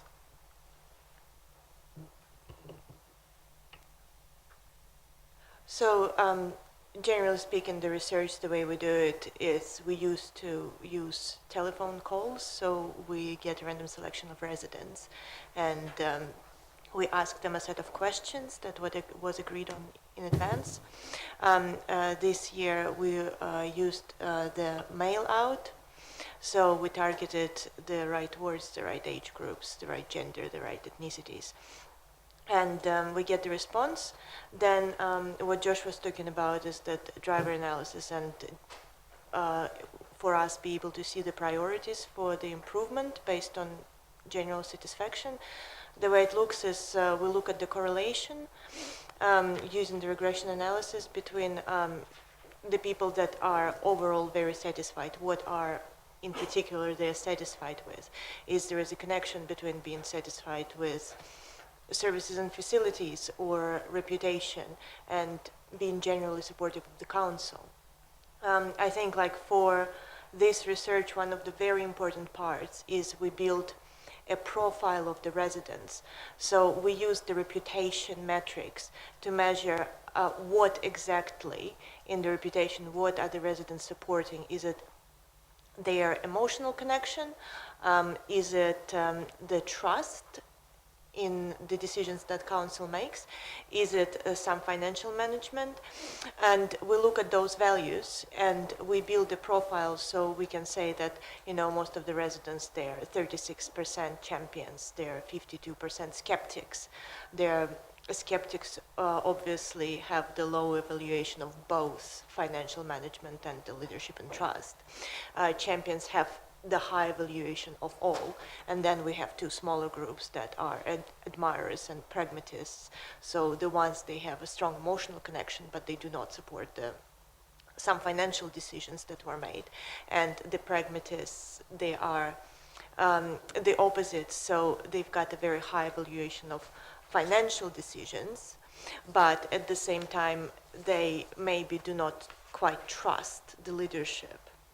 So on this one, we've got very similar profiles with the last year, and we actually have I think, let me check. Yeah, they are very, very similar. So we know that that profile remains the same across the years. So I think like that part of the research is like points you to the direction, is like where to target your influence over the residents. Thank you, Elena. That's very good. That helped me with understanding the change in methodology. Councillors, do you have questions for Josh, Jeremy or Elena, please? I just wonder, Elena, or Josh, if I could just reflect on the page that captured my attention, which was on page 40 of our agenda. I'm sorry, I don't know which page that is of the actual attachment. It reflected areas that we should promote or reinforce and deal with, and also the inevitable, where's our performance assessed as low, but actually we have, is in the nice words of these studies, improvement opportunities. And so I just want to reflect on that. I don't know whether from the three of you there was any comment you'd like to make, A, on this graph generally, or B, anything else. It's almost a comment rather than a statement, rather than a question, but is there anything else on that page you'd like to say, Jeremy? I think the pink square sums up the issue that you're getting to, Mr. Chair. Which from my side reflects the importance of some of the discussions we've got elsewhere in this meeting, but actually also as we approach the long-term plan. Okay, thank you, John. Yeah, on that chart, which I think is probably, from a moving forward perspective, one of the most important charts in this presentation, would it be possible to do an overlay with the previous one so one can see whether these things are moving? In other words, you can be in the bottom right-hand quadrant, but actually be moving in a positive direction, and point and vector give very different impressions of organisations. So while you may be in a bad space, you may be moving in a good direction. It would be helpful if we could overlay previous year's results on this year's results in a graphic form. Some people like that. Yeah. Is that possible? We can provide it post-presentation, but I can quickly answer your question. This year, actually, all of the priorities still remain the same compared with the last year, but at the same time, they all moved up. So because this is slightly rescaled to make sure that it all fits in the same square. So between the impact being slightly less and satisfaction being slightly less, all of those three priorities, they actually rose up. So they are getting closer to that magic middle line that will take them out from improvement opportunities to maintaining. But what you need to also remember, there are certain opportunities that are taken for granted. So this is your top left square. Those are the things that are highly rated by the residents, but for some reason they have very low impact on overall perception, which are opportunities that are just underestimated or ignored, which at the same time, if the councils try to promote more, they will be more important and they will make more impact, and it might shift the overall perception of the council as well. Will that answer?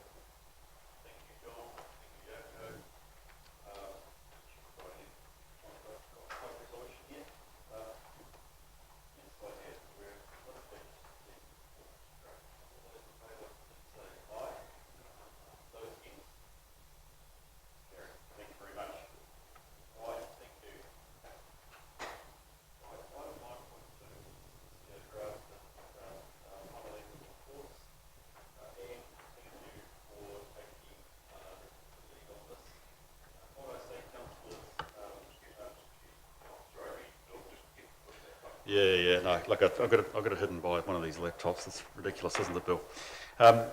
And before, just a couple of comments from me. I'm learning how the natural life cycle of the committee works, and as you've worked at it, Tauranga, it is really important that we see our CCOs at the time we are approaching our annual report. Obviously, this year it's been affected, both in terms of the CCOs, but also the council itself by the, dare I say it, the COVID-19 and the issues of trying to get audits done.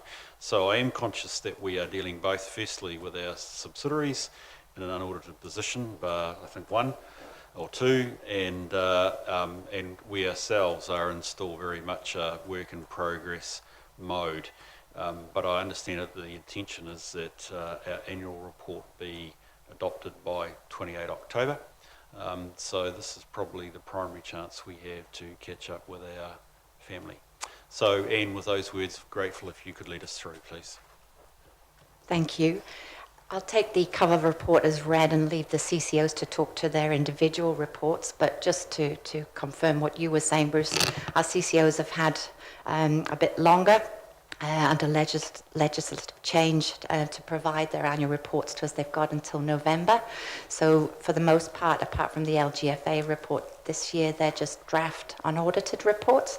But it is a great opportunity for our CCOs to present to Council and talk about the highlights of the year, if there are any, in light of COVID, and the challenges going forward. So I'll hand over to Bay Venues, Justine Brennan and Michael Smith. Thank you. Thank you. Welcome, Michael and Justine, and nice to meet you as well. Thank you for coming along. And again, from the Chair, my appreciation for your forbearance with our work, but it's great to have you here. I appreciate the comments you care to make. Thanks, Chairman, councillors, tēnā koutou katoa. Just sitting there reflecting on the previous presentation from Quayside. Spent 18 years doing those presentations myself, so and good to see Scott still using some of my slides. But also appreciate the opportunity to have had an upgrade and now be presenting for BVL. So we're pleased to be able to report and recognising that the committee's got a very full agenda today. We'll keep our presentation really succinct, take the annual report as read, and just comments on the highlights, and provide some insight into our forward strategy and some of our work-ons. Suffice to say, before I pass to Justine, it's been an extraordinary year for us, and we're all looking forward to signing off 2020 and putting it behind us. But with that said, I think there's a lot to be proud of in terms of what we have managed to achieve. So I'll pass over to Justine to report on that. Thank you, Michael. Is Scott still here? Did he hear that upgrade from... Hopefully he's watching the live stream. Thank you for having us, and we have got a pretty succinct presentation for you this morning, so I'll get straight into it. Firstly, just apologies from our CFO, Adam Elmers, who's not able to be here today as he snapped his Achilles tendon playing squash. He is watching on the live stream, and so if we have any really gnarly questions of finance, we've got the chair of our Finance and Audit Committee here, Keith, and failing that, I may have to phone a friend. So just looking at our, how can I resize that? Here we go. So look, I'm intending to focus this presentation, and I think in the words of Councillor Robson, the request was performance, not PR. So we'll go with that. BVL had 7 targets to hit this year, and we achieved 5 of them, missed 2. The 2 key issues in relation to our performance that we missed in FY20 are the ones in red in relation to financial targets and utilisation. And as Anne has pointed out, our annual report contains our draft non-confirmed financial results. Our draft audit will be confirmed before the November deadline, which has been extended by Audit New Zealand. So I'm just going to cover off the 2 areas that we missed. Firstly, if you look at our revenue numbers in total, I think I'd just like to note here that what's interesting is if you look at the total operating revenue and look at the TCC operating grant, which is sitting there at about 2.6 million, as a percentage of our total operating revenue, you can see that it's about 18%. And it was interesting when I was looking at this analysis yesterday, it started off at 18%, it's moved down to 14%, and at the same time the visit numbers have grown from 1.6 million to 2.1 million. So that was something that jumped out at me when I was putting this together yesterday. In terms of the total operating revenue and the impact of COVID on that, the total COVID-related revenue impact was around 3.7 million. The biggest hit areas were 1.6 million across our events and catering businesses as a result of reduced events, about 850k from aquatics and 400k from community halls, centres and sports activities. And all of that was offset by just over $2 million that we were able to access in terms of the COVID wage subsidy. So if you look at our performance against the financial targets, we missed all of them, revenue, EBITDA and return on investment. If it wasn't for COVID, they would have still been missed, but very narrowly. So the analysis there is that COVID, in terms of our EBITDA, cost us just under $1 million. So you can see that we're $2 million down on budget in terms of revenue. Adjusted for COVID, we would have come in at about 100k down on budget. EBITDA, we are just over $1 million down on budget, but adjusted for COVID, we would have come in at about 80k down on budget. And the return on investment, which is the figure that we use, it's basically a measure of the cost to ratepayers. We take the operating subsidy, which is about 2.7 million, and divide that by the utilisation numbers, and that gives you a dollar figure that it costs for each person that actually comes in and accesses the facilities. So to give you an idea, it was in FY18, it was $1.23, and then it came down to $1.22, and this year, FY20, that's moved up by about 27 cents. But if we looked at adjusting that for the closures that we had to put in place for COVID, it would have been around about what it was in FY18, which was $1.22. Sorry, FY19. So the target there is that it has to track downwards, and if you looked at adjusting that for COVID, we would have been tracking about the same. But when you take into consideration the closures of facilities, that was 9 weeks, I think, there's been obviously a massive impact there.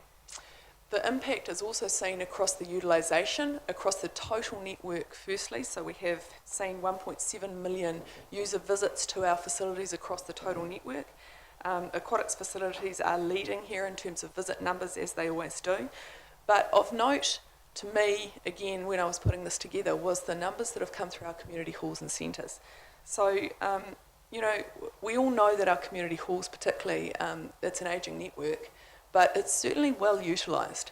And when you look at it here against the numbers that have, say, for example, come through Trustpower Bay Park, Arena and Stadium, it's on par with that. So those community halls and centres are well loved by the community, and they're very well utilised.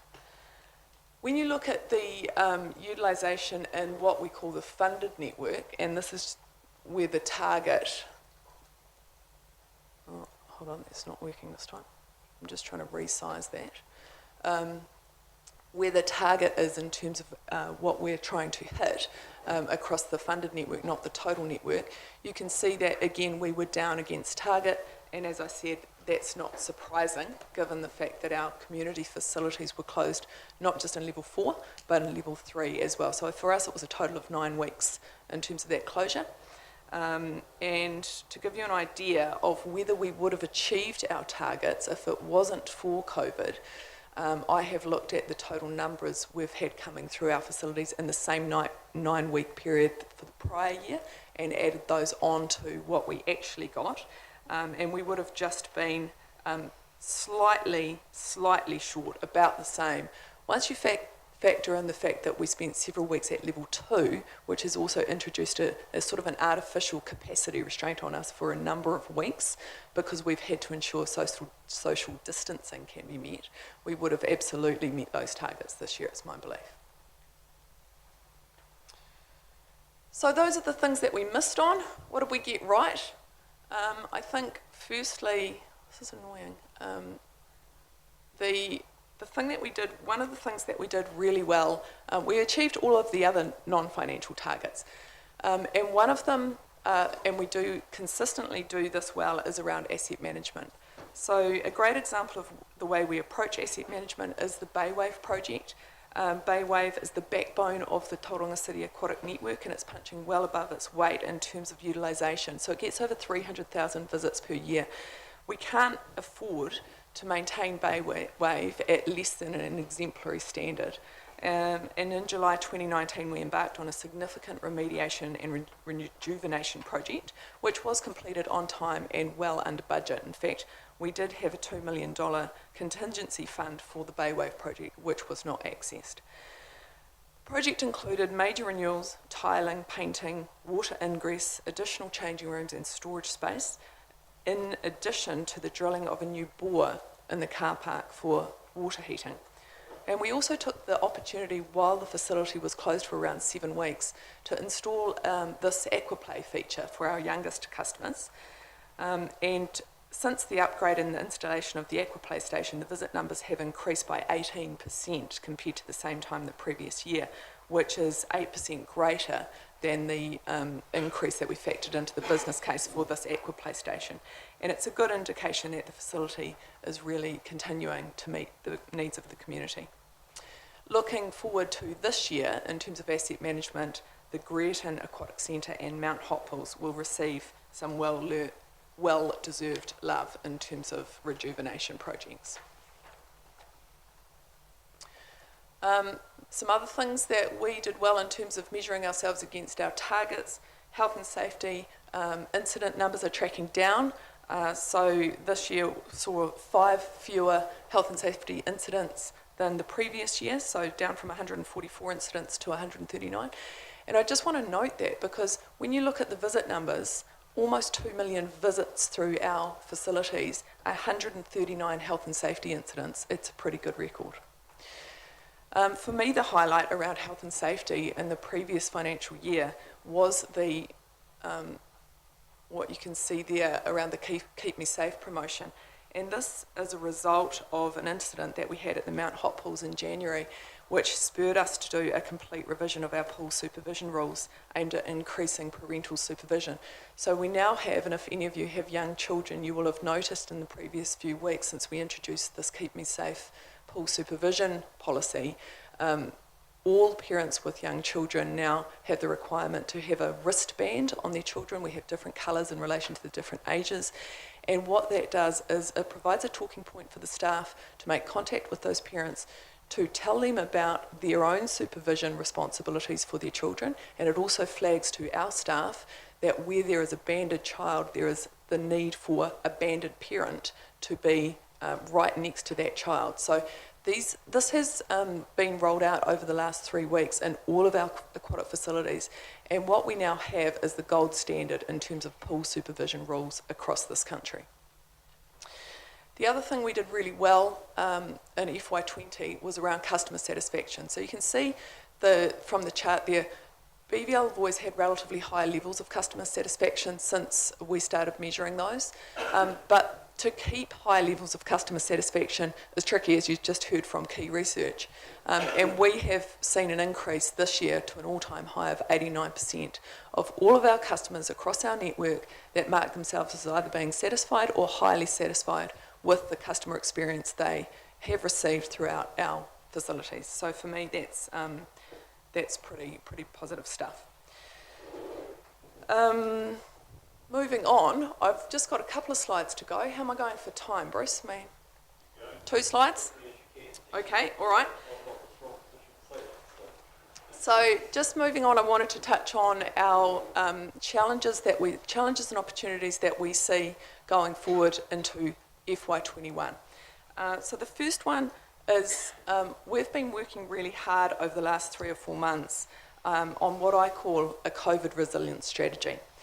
So this is a reflection of the company really looking at opportunities to pivot, and what I mean by that is to try and find the sweet spot that represents the intersection between areas where we can use existing community facilities to drive additional revenue in a way that has no adverse impact on us providing for the community or meeting our community outputs, and provides some level of resilience to alert levels changing through COVID-19. One of those sweet spots that we've identified just recently is through the Ministry of Education's program they're rolling out in Term 4 across this country in all low decile schools, which is called the Free and Healthy School Lunches program. Bay Catering has been working really hard on this opportunity, and I'm really pleased and proud to be able to tell you that we have last week been named as a preferred supplier on the Ministry's panel, which means that we can now contract with schools that are listed as needing and getting the Free and Healthy School Lunches program.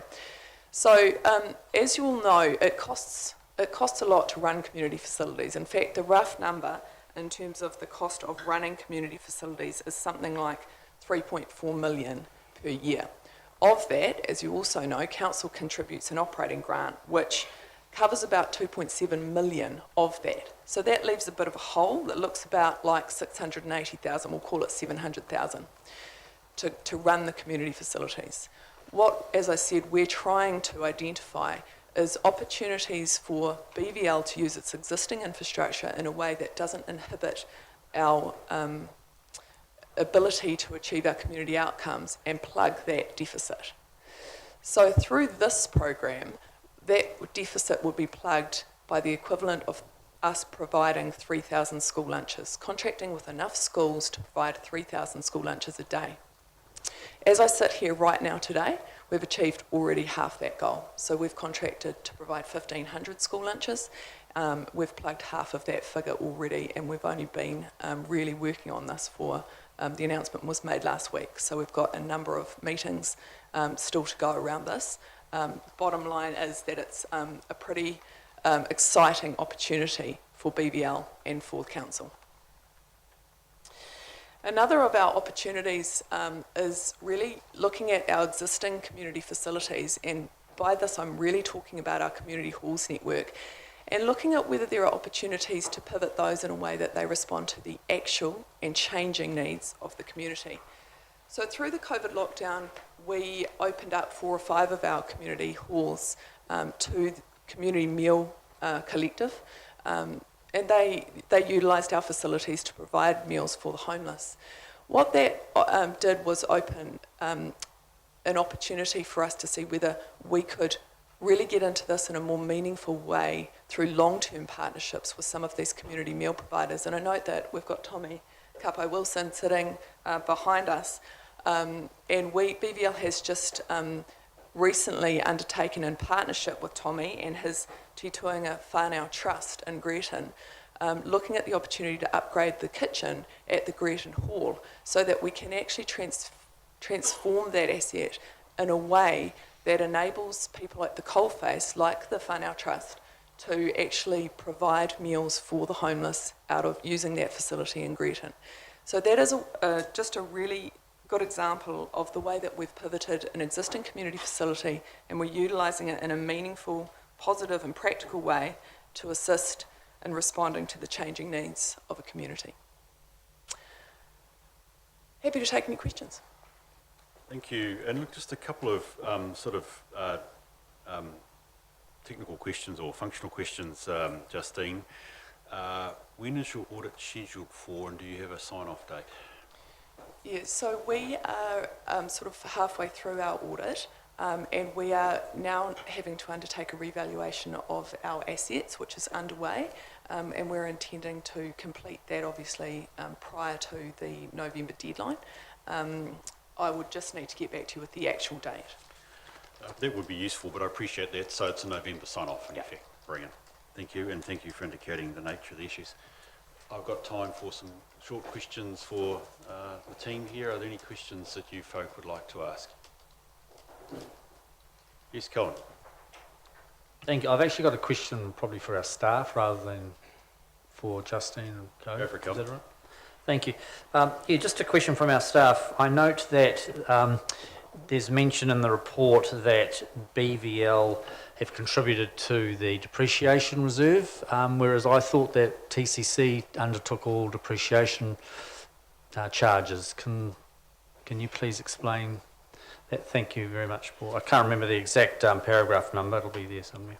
So TCC do rate for depreciation on BVL and hold it in a reserve, and then when assets are renewed within BVL, then that is funded across. But is there anything else you want to add? Just that the way that this works is around, we essentially divide the depreciation between community assets, which council, as Paul says, rates for, and has always rated for prior to the inception of BVL. However, the new assets or more commercial assets that have been, I guess, generated or constructed by BVL, BVL covers the cost of depreciation on those assets. Thanks for the explanation. Yeah, that's paragraph 19, so thank you for that. Are there any other questions? There are not? Thank you. Bruce, I've just got the answer to the question you asked me, Oh, which right. was 2nd of December is the board meeting that we will be signing off on. Thank you. No, I appreciate that. Look, and the reason I ask is obviously auditors are making the assumption that they can deal with the group accounts, presumably with material clearance on entities like yours, but without an opinion, because they've got to put an opinion on ours earlier, I hope. Okay, that's no worries. Thank you for your time, Keith, Michael and Justine. Do appreciate it, and that's very helpful. Thank you. Thanks, Anne.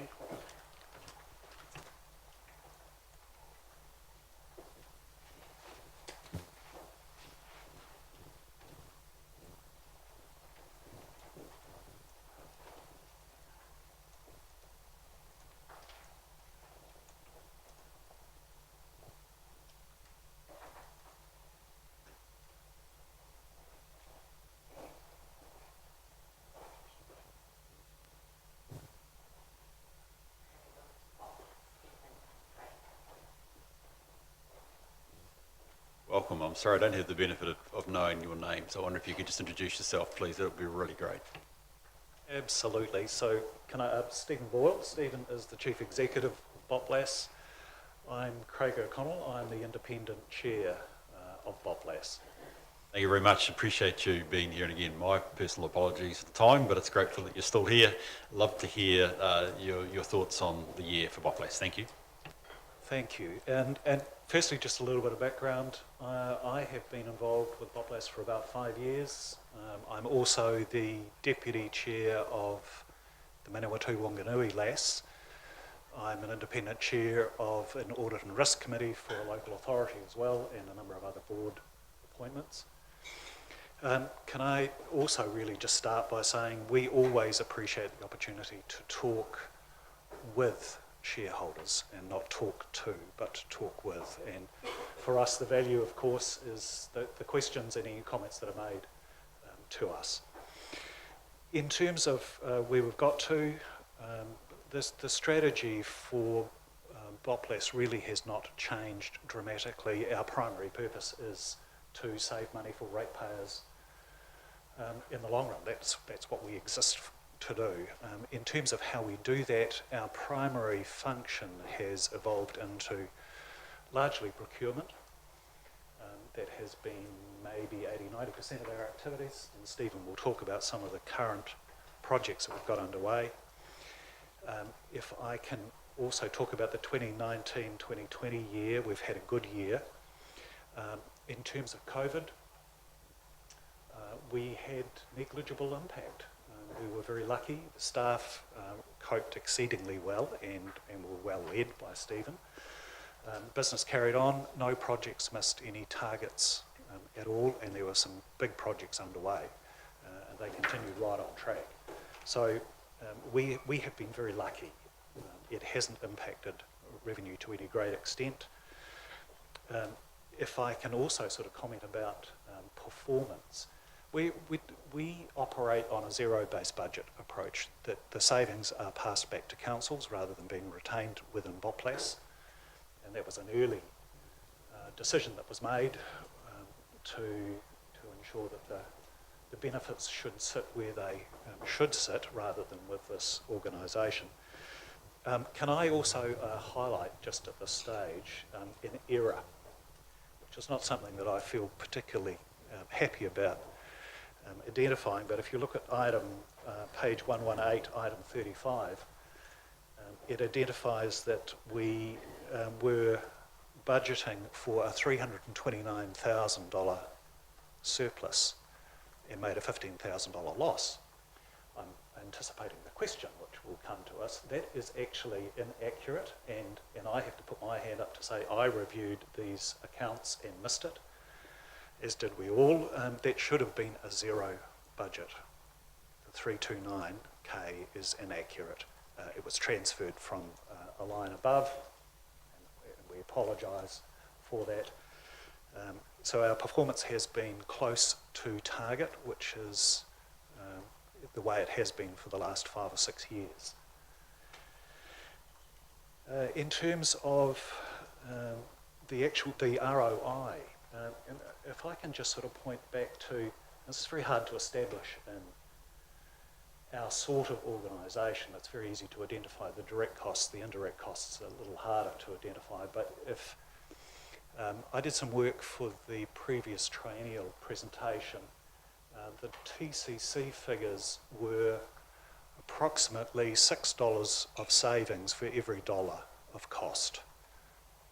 Now, that's probably at the high end. If you were to take a very conservative approach and say, let's halve that to incorporate the hidden costs, the costs that staff put in, the costs that the chief executives put in, it's probably, let's say, $3 for every dollar invested. So we believe that the organisation is delivering a reasonable return for the shareholders.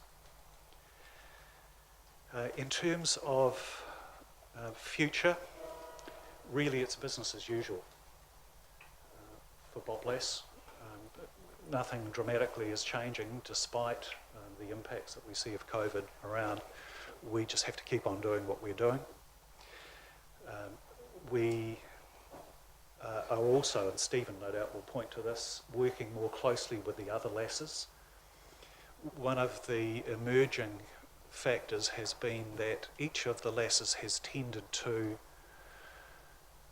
develop a different speciality or a focus, whereas we at Botlas have really been focusing on procurement. Others, like the Manawatu Wanganui, have been looking at various business units, such as the debt management business. Waikato Lass is looking particularly into software development at the moment, and one of the very clear attitudes that we are evolving across the Lasses is that we do not duplicate. If there's something that we do, or something that one of the other Lasses does that we want to do, then we will not try and reinvent it here. We will work with them on utilising their resource. So in the long run, hopefully we will get better benefits out of that. In fact, I know we will. If I can use the example of the debt management company based in Fielding, that's now running debt management services for 23 councils throughout the country, not just the LAS councils. We were asked to flag any particular issues in the annual report that we think we should be bringing to your attention, in particular concerns.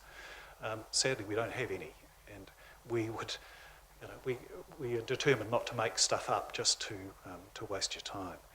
So the one issue that I would like to raise before I pass over to Stephen to talk about some of the more detailed activities is that a common conversation that occurs when we're talking to shareholders is we like what you're doing, it's great, carry on, but we want you to do more. And that is something that we hear a lot and we understand and appreciate. In essence, we're an organisation at best of 2 people, so we're not resourced to do a tremendous amount more. And Stephen, I can tell you, is working very hard. However, one of the purposes that we see Botlas having, and in particular the board, which is made up of myself and the chief executives of the various councils, is that it is a forum to discuss collaboration opportunities. Whether Botlas is the vehicle to progress those opportunities is frankly immaterial. Our interest is the collaboration across the region. And we attempt to utilise the board meetings, particularly the strategy component of that, to talk about what are those opportunities, how should they be progressed. In some instances, it may be something that Botlas investigates further and then passes on to one of the councils or another organisation, or it may be something that gets passed back to Botlas in terms of operating on an annual basis. But it is not the only vehicle for collaboration. There are many other fora that exist as well. So, enough from me. Stephen? Thank you, Craig. Stephen, we're very keen to hear from you. Thanks very much, and thanks for the opportunity to update you on Botlas's the last 12 months. It's been a busy year for us, and you would have seen from the list of projects that are in page 8 to 13 of our annual report, there's a number of new initiatives that were undertaken in the last 12 months. And you would have also noted, as Craig sort of referred to, as the increase in interregional collaboration as well, and that's encouraged by the board. There's obvious benefits in collaborating with other councils and other LAS that are looking at similar work streams to what Botlas has been undertaking. In all of those cases where we've collaborated with other LAS, it's resulted in a much lower effort, obviously when that's shared across a larger group. And some of the benefits that also come out of that is the opportunity to share best practice across a large group rather than working in isolation from each other. A couple of projects this year that were quite significant when we collaborated with other councils. One was the appointment of a provider for insurance brokerage and risk management services. It's a key area for councils to make sure that they do have the right advice and the right brokerage skills in that particular area. Botlas was looking at going to market. We engaged with the other North Island LAS, and as their timing was similar, Botlas ran a project on behalf of 28 other councils. The outcome could have been that we each LAS selected a different provider, but the outcome was that we all agreed on the same provider. That obviously provided benefits to us as in pricing is concerned, but also allowed a scope for sharing of all the different synergies across the various LAS and councils being channeled through one brokerage organisation.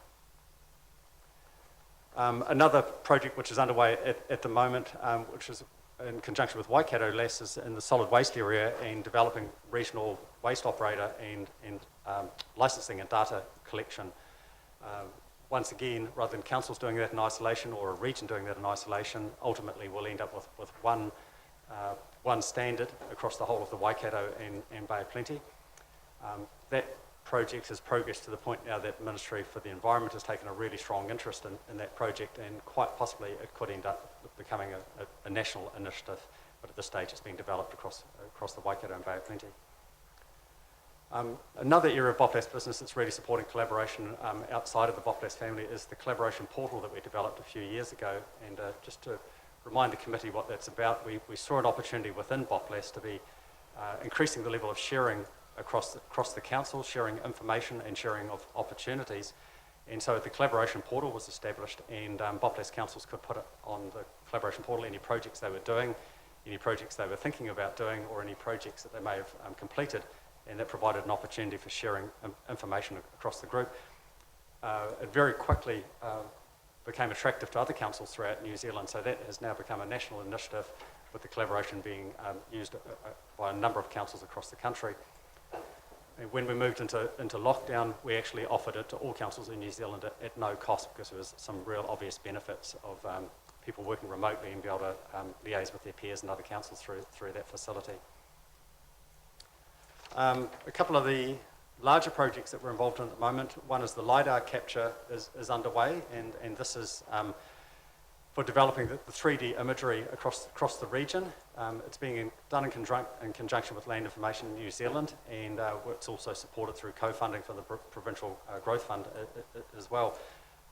This will provide essential data for monitoring or completing flood analysis across the whole Bay of Plenty region. Every year I think I say it gets more difficult to place councils' underground infrastructure insurance, and this year was no exception. The high level of natural disaster events is really creating a restraint of capacity within the international insurance market. Obviously what's happening in the USA at the moment with storms on the east coast and fires on the west coast is certainly not helping the situation at all. So we've been told to expect the insurance to become harder and harder and more expensive to place every year. This year we were able to secure our insurance, and we've received really positive feedback from the international underwriters around the BOPLAS program, to the point that one of the world's largest insurers actually made a comment to us that they will no longer insure any New Zealand councils for underground infrastructure, but they will insure councils that are through the BOPLAS arrangement, because it helps them to diversify their risk. So it was a real big vote of confidence to have heard that back directly from the markets. From a financial perspective, as Craig pointed out, unfortunately there was an error on one line in our budget, which actually, once that's corrected, means that we are pretty much on target to finish the year where we anticipate. BOPLAS always has that $0 budget that we're aiming for at the end of year, so we've ended up very, very close to that, with a small deficit of 15,000 this year. At the moment, some of the BOPLAS funding options are being reviewed. In particular, we hold funds on behalf of the councils to run the aerial photography program. As I mentioned before, it's a 5-year program. In the past, we invested those funds and earned interest from those funds, which actually helped fund BOPLAS to run the program. Obviously, with interest rates heading lower by the day, it's really reduced our form of funding in that particular area. And as I say, that's being reviewed by the board. Just in summary, for the year, all targets were achieved, both performance targets and our financial targets. Happy to take any questions. Thank you very much, Stephen. That's very helpful and comprehensive. Folk, is there any questions for Craig or Stephen that you'd like to ask? Thank you. I think you folk have answered actually the key question. Oh, sorry, Wayne, go for it. Thank you, Mr. Chair. Look, it's really just out of interest more than anything, because I'm intrigued portion of what you presented this morning was about insurance and the role you're playing there. If collectively, you're fronting for a number of councils, and I hear you say, one of the bigger insurers, but given the climate and the potential for a cumulative risk in terms of if you're part of a big portfolio underwriting, your reinsurer would have to be very strong. So I'm intrigued that an underwriter would take it on, but the strength of your reinsurer would be utmost important, because it sounds like you could have an accumulative problem if there was a big shake, multiple councils went down, and someone had to front and pay the bill. But I don't know if you've discussed that at length, who your reinsurers are. Stephen, we can both tackle this as a response. Stephen is the person who actually fronts this. So just to provide a bit of background, Stephen and typically Craig Grant and more recently Kelvin, I think, has joined as well from the Waikato Lass, go to London, go to Lloyd's every year and present to the brokers.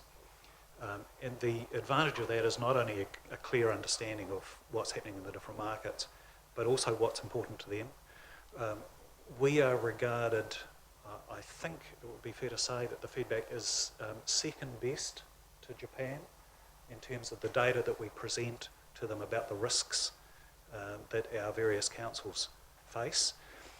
And one of the things that we do, Doctor, is to it's ring-fenced, so they will tackle it by risk. I mean, and the simplest way to say that is we will never ever be in a group that's got Wellington tagged to it. It's very clear that they do have a reasonable understanding, because we're informing the underwriters of where risks actually sit, and they do tackle it by groups. Even though we might be representing a large number of councils, the rates are differential depending upon the grouping. But you're right. The fundamental issue we're trying to face every year is how do we present them with more information so that they have a greater level of confidence and understanding of what we are facing, and in particular how we manage risk. Welcome. Thank you for that. Any other questions? Thank you, Craig. You went straight to the heart of a couple of my questions, which was particularly the return on investment, and thank you for also being modest and saying 6 for 1 is actually more likely probably 3 for 1 when you take into account the stuff. This is really grunt work, slightly, I was about to say unsexy, I don't know whether I've got to use that word. I understand that, but thank you for your advice. Now look, just my standard questions, when do you get signed off? I don't think this hasn't been signed off yet, has it? Yeah. No, it hasn't been signed off, and the auditors aren't due to begin until October, and we're looking for sign-off at the end of October. But I was just contacted by them yesterday to ask if they can start today, so quite possibly we'll move that date forward. Brilliant. Thank you very much. Thank you for your time, Craig and Steve. Appreciate your time being here, being very valuable. Thank you very much.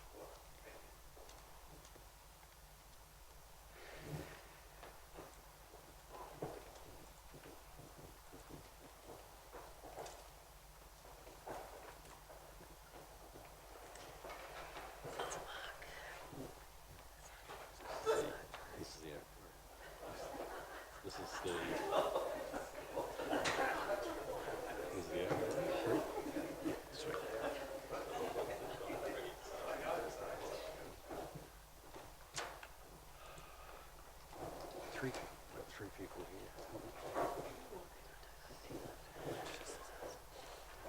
Hi there. How are you? I think I've got Mark and Mary, but I've just got to... Mark Wasson, Chair of the Tauranga Art Gallery Trust. And Mary Stewart, Director of the Tauranga Art Gallery. Thank you. Appreciate that. And Gillian Peck, Gallery Services Manager. G'day, Gillian. Thank you. Sorry, I appreciate that, and you've got to recognise, you probably recognise I'm an out-of-towner, so I do appreciate you being able to share your names. Thank you, Chief Executive, Chair, and elected members. Appreciate your time. First of all, I just wanted to say I've just been in the chair for 4 months, so relatively new, but have been on the board for 3 years. So I'd just like to acknowledge the great contribution of the previous chair, Peter Anderson, and Deputy Judah Stanways, and also Mary Stewart. All of them served 6 years on the board, actually Peter 7 years, and Peter was 6 years in the chair. Sorry. Thank you. So their tenure came to an end on the 1st of May.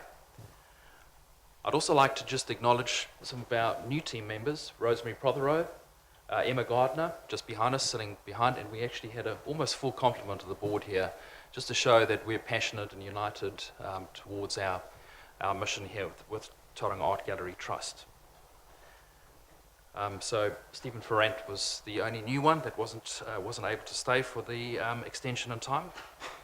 I'd also like to acknowledge our recent departure of our director, Alice Hutchinson. She was a year and a half in the position and brought a great sense of internationalism, I think, and creativity and flair. I know Councillor Clout and others are frequent attenders, Councillor Robson.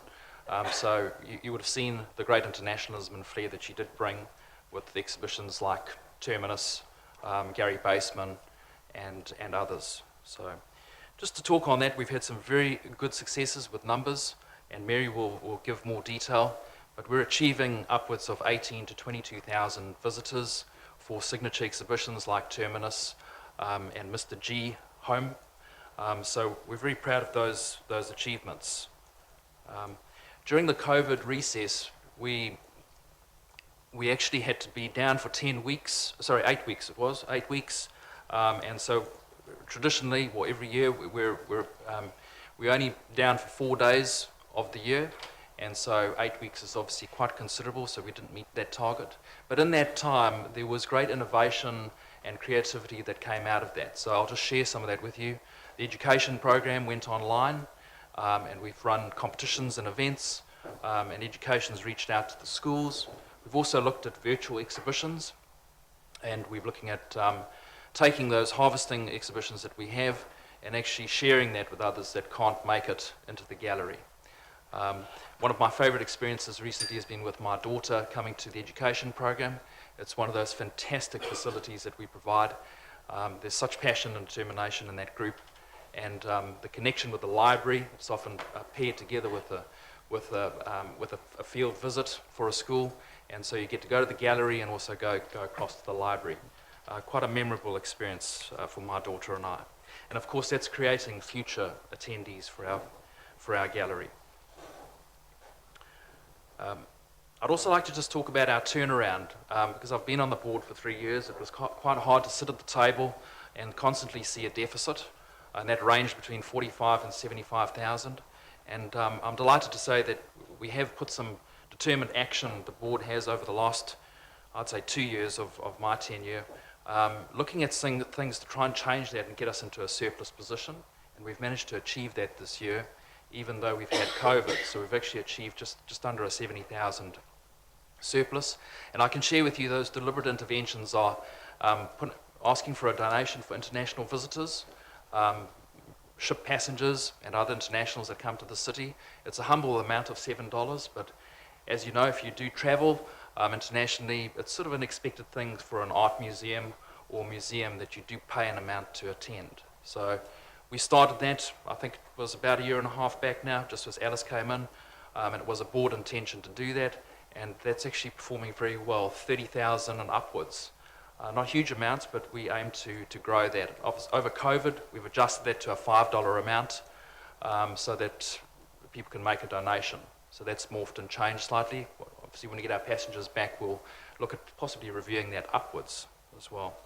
Other things that we've done is we've reduced our exhibitions from sometimes 20 to 30 exhibitions in a year.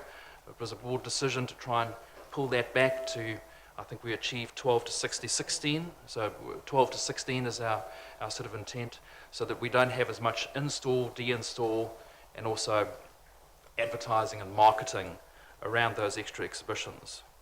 We've also had a look at the Heritage Collection as something innovative. We've got amazing taonga in the city that the council and other institutions have safeguarded, and we've brought some of that out into our gallery, and that was something that was pushed by the board and also by the previous director, so we'd like to keep doing that. I'd like to now hand over to our new interim director, Mary Stewart. So Mary, could you take this? Here we go. Thank you. Kia ora mai tātou. Well, we've actually scored quite well on our SOI card, meeting 26 of our 28 performance measures at 93%. The two targets that weren't met due to COVID restrictions and an 8-week closure were the 60,000 target for our visitation, and of course we usually only closed 4 days a week, not 8 weeks and 4 days, so that had a little bit of a blip. But having said that, our engagement has actually been excellent. So despite that closure, we had 52,819 visitors walk through the door, so not too far off the 60,000 expected target, and I suspect we could have got more than that. One of the things we are celebrating is that our visitors from around the country through our touring exhibitions has increased. So 40,292 visitors, which means that we've got good traction around the country, and it means that we've got kudos growing around the country about what we are presenting. We increased our digital engagement to over 50,000, and that was partly due to COVID and responding in an online way, and developing programs that people could connect with us digitally. Our student program is 7,911, just down from 9,767, which is due to the closure. Our standout exhibitions were Mr. G's At Home with 18,154, and he actually contributed hugely to our digital engagement because of his own personal digital platform. So yeah, he is homegrown gold. Top of the visitation numbers was Terminus at 22,751. So people of all ages flock to experience this virtual reality art experience, and we are now touring that exhibition at the Douse, which brings us good financial returns plus great kudos around the country.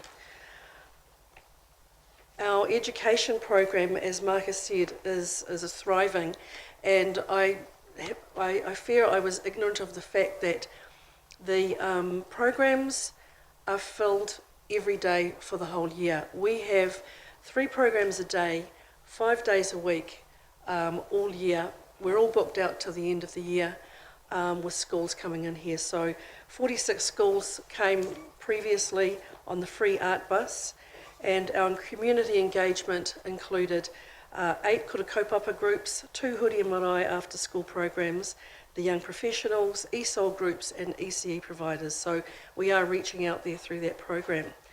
And part of our online projects that were generated, we developed on the trot 9 online art projects, 2 art video workshops, 3 at-home materials lists, a very successful Mother's Day portrait competition, and Beyond the Bubble Still Life project. So that has kept our visitation bubbling along.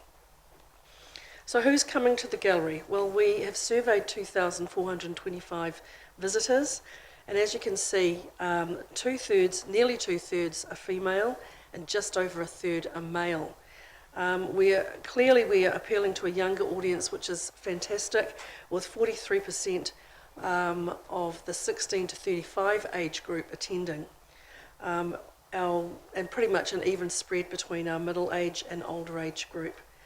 The great thing is that they are very satisfied, and so we have a 99% satisfaction rate with 86% very satisfied. So that's hugely pleasing. And that satisfaction can be seen in the fact that just over 2/3 of our visits are return visits. So where are people coming from? Great representation from the local area, 55%. 23% came from New Zealand, around the country, and 21% came from overseas. Obviously, with the changes in our worldwide international travel, we're looking at growing the New Zealand percentage through clustering with other tourism opportunities and targeted digital marketing, as well as our touring shows. We are also looking at developing stronger digital platforms so that it actually meets the same as our tangible visitors. So yes, as you can see, we've got good news, and that is that we have an operating profit. Our total revenue, 1,459,993, with our total expenses being 1,392,062, and an operating profit of 67,932 after budgeting for a deficit of 75,096. I think that there has been some very prudent management of operating costs, but we have been helped out by the wage subsidy and have held off replacing voluntary resignations. So this level of profit may not be sustainable completely going ahead.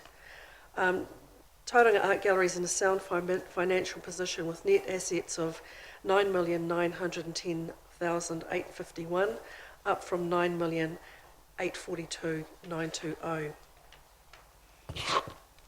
So looking at our targets and how we've met, we are very pleased to say that we've exceeded our non-TCC income at 24%, which is over the annual target of 20%. And that's made up of sponsorship and grants, which was 48% over the target budget. Retail sales were up despite the lockdown, and we think that those improvements were made because we've improved our online sales. Admissions were slightly down, which is to be expected. So we held a highly successful Matariki exhibition suite of programs, which was achieved with the help of partnerships with Te Uru Gallery in Auckland, Auckland Arts Festival and the Tauranga City Libraries. So despite the COVID setbacks, the team has achieved excellent performance outcomes, lots of lessons learned, and yes, I'll pass it over to Mark just to talk about where to from here. Okay, thanks, Mary. So where to from here? What we'd like to, well, what we've embarked on just recently is a new co-design process. First workshop was actually last Friday with our staff, and we're starting with looking at a framework for 5 years and also a vision of 10 years. So we really want to, get down to grassroots level, reach into our staff and also to our stakeholders. And we're going through this workshop process to help with setting this framework and this vision. We've had a really good outreach from the foundation, which we sat down with a couple of weeks ago. They're very keen to support us and align with us, and they'd like to see us develop a list of CapEx items so that we can actually improve our facility and look at things like, for instance, our lighting, which is quite aged. We have embarked on a process of transferring through to LED, but we haven't fulfilled that yet.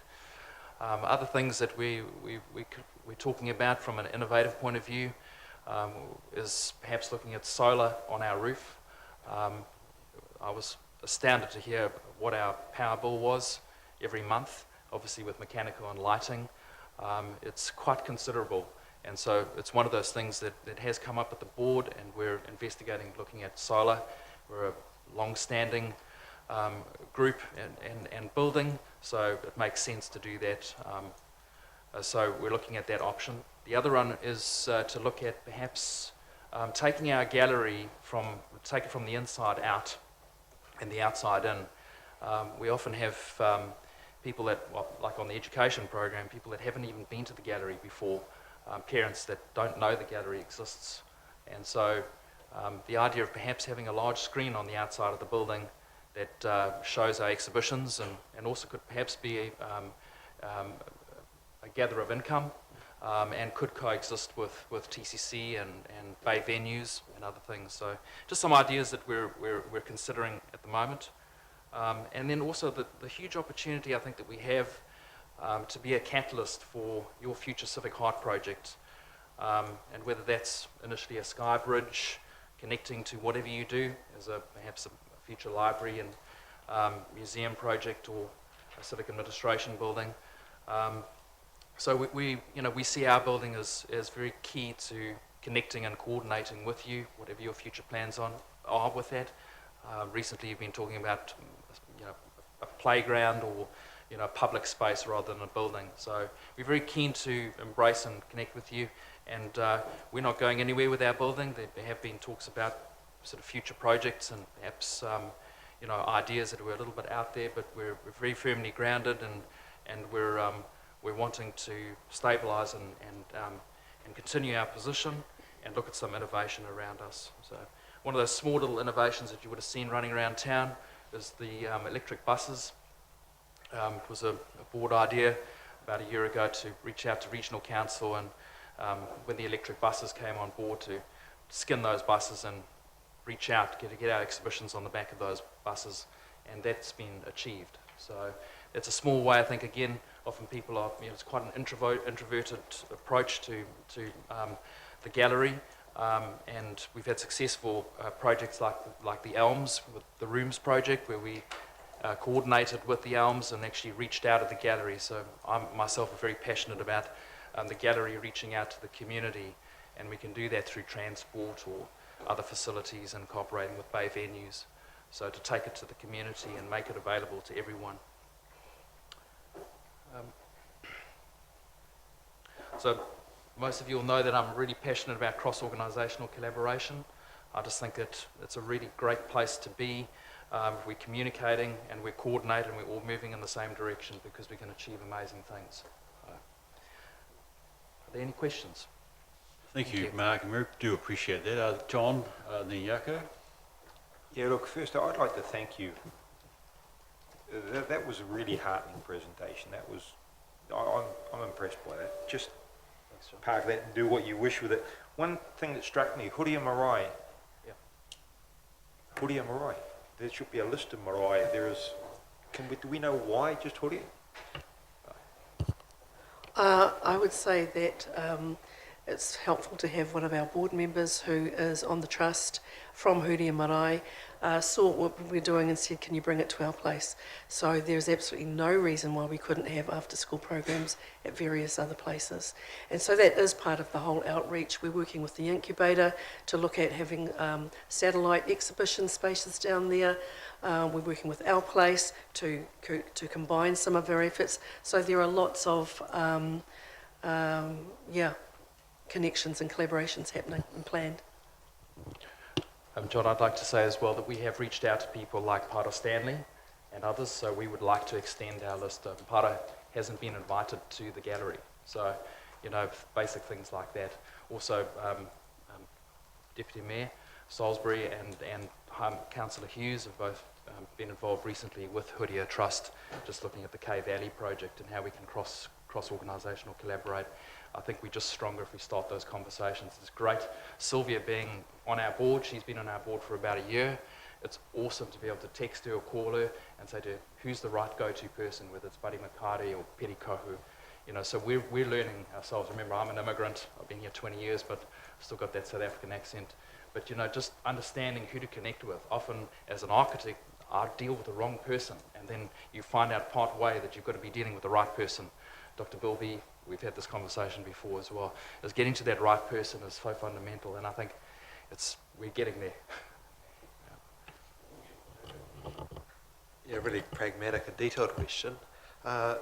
With your power, is there an option to lump that in with TCC's power and jump to a wholesale rate rather than a retail rate, assuming you are on one? Absolutely. One of the things that I found out, was we've got a very high daily power rate. So we're just going through and interrogating that at the moment. It's something I'd like to open the conversation about.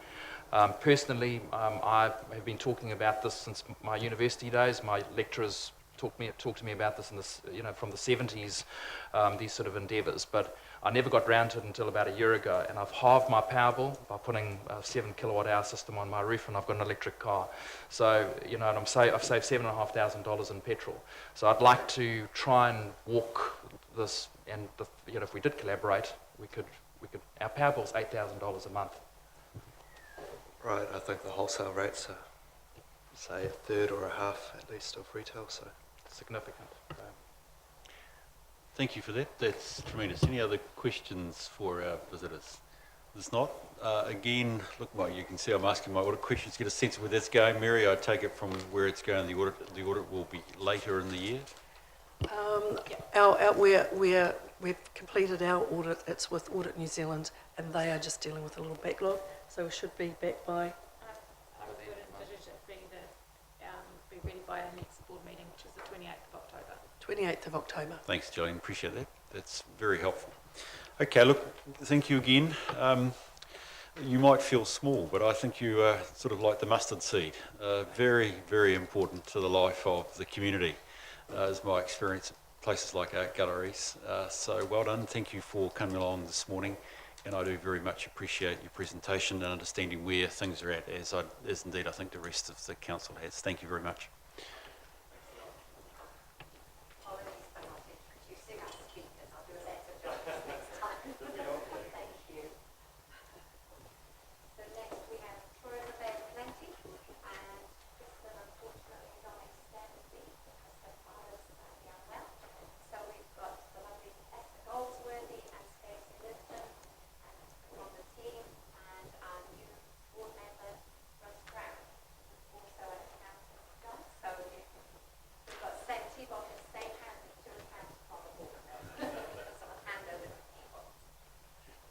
Thank you very much, folk. Do appreciate that. And you've had a long wait, the longest probably of everybody. So thank you very much for still being here. And if I could invite you to give your presentation, I'd appreciate that.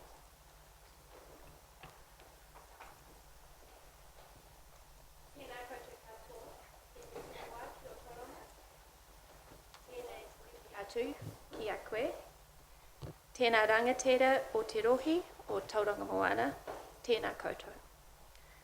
Ka nui te mihi ki a koutou, kua hui hui mai nei, e te atu nei. Nō reira, tēnā koutou, tēnā koutou, tēnā koutou katoa.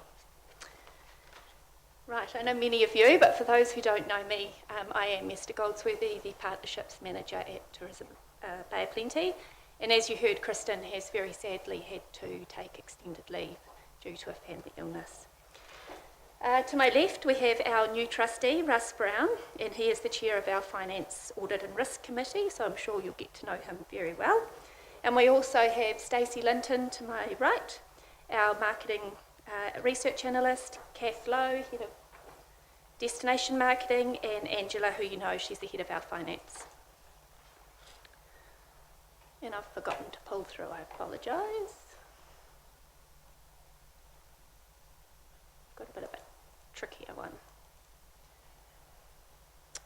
It's pretty safe to say this report reflects a year that we absolutely do not wish to repeat, with two totally unprecedented events for New Zealand, let alone Te Moana Nui Atoi's visitor economy. The first 6 months of the last financial year ended with the eruption of Whakaari, White Island, and we just wish to acknowledge the victims and their families again today. 21 people lost their lives and 26 suffered unimaginable injuries in the worst tourism disaster in New Zealand's history. It will be forever etched into the memory of our region, Te Moana Nui Atoi, especially our whole TBOC team and all other first responders. Since that point, just as we were finding our feet again, COVID-19 hit, and the necessary but total border closure has had a devastating impact on our tourism industry across New Zealand and the world. You will remember back to our deliberate intention in 2018 to become destination managers, and our concern at that time was for over-tourism and ensuring guardianship of our beautiful home. And whilst that will always be our main priority, we are now faced with the effects of under-tourism, which is just as damaging and requires equally careful management. Despite COVID-19 causing a 32% reduction in our independent income sources, you'll be pleased to know Ange has once again brought budget in with precision accounting with $2,108 to spare. This was also helped by the wage subsidy which we claimed for our eyesight team the first time round.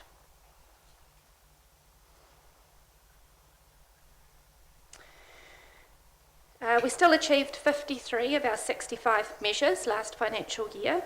I was quite jealous to hear that the art gallery has far less. Perhaps we should do something about that. 7 of these measures were put on hold or changed due to the crises of Whakaari White Island and COVID-19. And as you'll see on the slide there, several of these that were on hold are now up and running again. Our Horticultural Provenance Passion Group is underway. It's had one meeting and another one this week. Stage 1 of our mapping project is now complete, and our Leadership Advisory Group framework is in place. Of the 5 measures not achieved, 4 were directly related to visitor spend, which Stacey will touch on very shortly. Despite the ups and downs, mostly downs, that we've had in our industry, we can acknowledge a couple of key achievements. Our No Place Like Home campaign was given new life and relaunched in May during COVID Alert Level 3. This campaign encourages locals to explore Te Moananui Atoii, the coastal Bay of Plenty, and share their love of our place. We were able to support and put the spotlight on attractions and activities as they slowly reopened, trying to encourage locals to stay close to home and do something they may have never known existed. The campaign actually became a runner-up for a marketing award, and as a result we received an additional $15,000 in media advertising. No Place Like Home is firmly in our calendar and will continue to evolve as the years go on. Another one of our key events for the year was the launch of our destination management plan to our industry stakeholders and the general public. The timing of Te Hātapoi, the Love of Tourism launch, was aligned with our hosting of Anna Pollock, the founder of Conscious Travel and internationally recognised regenerative tourism thought leader. Unfortunately for Anna, she got stuck in New Zealand for about 5 or 6 weeks. But during this time, she was able to play a significant role in guiding our industry through some of the challenges of the pandemic. She actually has now commenced working with our national agencies on their reimagination project for the nation, which is really great for us. Just before Stacey moves on to the current tourism landscape and potential challenges we may have moving forward, we just once again wanted to highlight the really strong relationship we continue to build with Air New Zealand. Clearly the second half of this year has been up and down, but in the calendar year to January 2020, Air New Zealand operated over 600,000 seats on services to and from our city. This represents 68% growth over the previous 5 years. Air New Zealand have also recently advised us that by September 28, services to and from Tauranga will reach 79% of capacity offered during the same period last year. So we're seeing really strong growth back in ability to come and go from our city.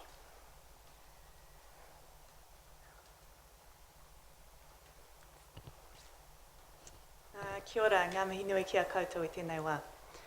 With our destination management plan, Te Hātapoi, we set a deliberate intention to build on our domestic visitor base by increasing our international visitor market by 5.3% per year.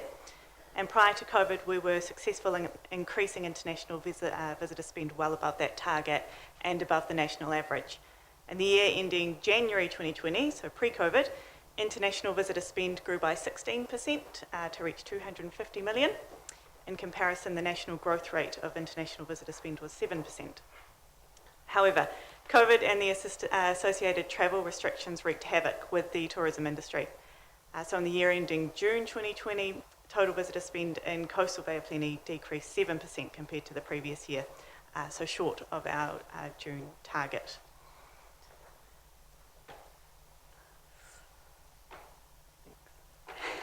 But since COVID, a perceived weakness of an over-reliance on domestic visitation has become a strength. As you can hopefully shortly see from the monthly visitor spend graph. It's okay, one up. Te Moananui Atoii is making a good recovery so far. In July, domestic visitor spend was up a quarter, or 26% on July 2019, on par with the national growth rate of 24%. Next one. This strong domestic growth, coupled with our region having comparatively less reliance on the international market than other regions, puts us in a pretty strong position relative to what's happening nationally. As you can see, our recovery is stronger so far. But there are challenges yet to come. The impact of the Auckland lockdown is as yet unknown. The wage subsidy will end and the recession is yet to be fully realised. International visitors usually start arriving for the peak season around October, November, so we should see some further impact there as well. Tauranga enjoys the lion's share of visitor spend in the region, about 79% in the last year. Not that you will be competitive at all, but by way of comparison, the visitor spend in Rotorua for the year was 717 million compared to our 803 million here. And that's given the reliance that Rotorua has on the international market compared to us. So their visitor spend for the year was down 16% compared to 7% in Tauranga. It's worth noting that this pattern of spend is uneven. Parts of the industry are suffering significantly more than others. This graph shows a breakdown of spend by category in Tauranga. The grey bars are year in June 2019 and orange is 2020. So the accommodation, tourism activities and hospo sectors are experiencing visitor spend below that of last year. Transport and travel has been significantly affected, being more reliant on the international market than other parts of the local tourism industry. And they're also receiving less sort of help from the central government at the moment.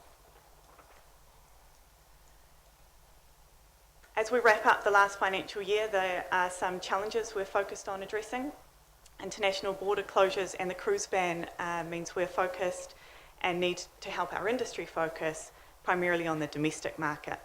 As we saw in the previous slide, one of the most significantly affected industries is transport. And as I said, they're currently receiving less help, so we need to be in a position to do what we can for them. In terms of cruise, this will need to restart in Australia before we can expect to see anything here. And the border closures mean that the domestic market is now more competitive, so there is a greater need for clever and innovative marketing, and we have some exciting developments in the pipeline. The current financial year has required us to put some activities on steroids to assist in the recovery of our industry. We have an additional 700k in central government funding and a further approximately 800k in domestic events funding. So that means we're able to use a bifocal lens to lay the foundations to build a better future. We wish to thank Council for the faith you've shown us in allowing us to pioneer New Zealand's implementation of destination management. Your investment was well timed, and the next few years will show the true value of this decision. As most destinations scramble for their recovery plan, we know exactly what to do and can go about doing it. We're also pioneering a new approach to tourism, where the innate wisdom of tangata whenua is elevated and applied to mainstream destination management, and where we reach beyond sustainability to a vision of using tourism as a force for good to regenerate our environment, culture and industry for the benefit of future generations. We, so tēnā tātou, all of us, are seen as exemplars for the government's Tourism Futures Task Force. Just last week, our destination management plan was put forward as the government's exemplar to the OECD Tourism Working Group as a case study of a New Zealand destination that's at the forefront of promoting regenerative tourism. On Kristen's office door this past year has been a quote Ngāi Te Rangi gave to guide us through these very turbulent times. Kia kaha, kia maia, kia manawa nui. Be strong, be brave, be steadfast. We welcome any questions. Thank you very much for that. That's tremendous. If I could, any questions here for our colleagues? Yes, John? Yeah, I picked up the action by some of the major hotel chains sort of looking to break away and set up their own industry group. Does that have an impact on us? I know we don't have a hotel in some senses, with apologies to those that small bespoke institutions that are here. But is there anything in that we should be aware of, or anything in that gives you concern? We're all looking at each other, so who's going to answer that? I can't actually say that's something we have spoken about. We don't have major hotels in our region, and not even sure if that is going to be reality at any stage soon. So the effect of that for us at the moment is nothing. What I'm looking for, I suppose, is there some underlying issue in the industry that's caused that schism and whether that's, something that's, presaging some change or something we're not aware of or something,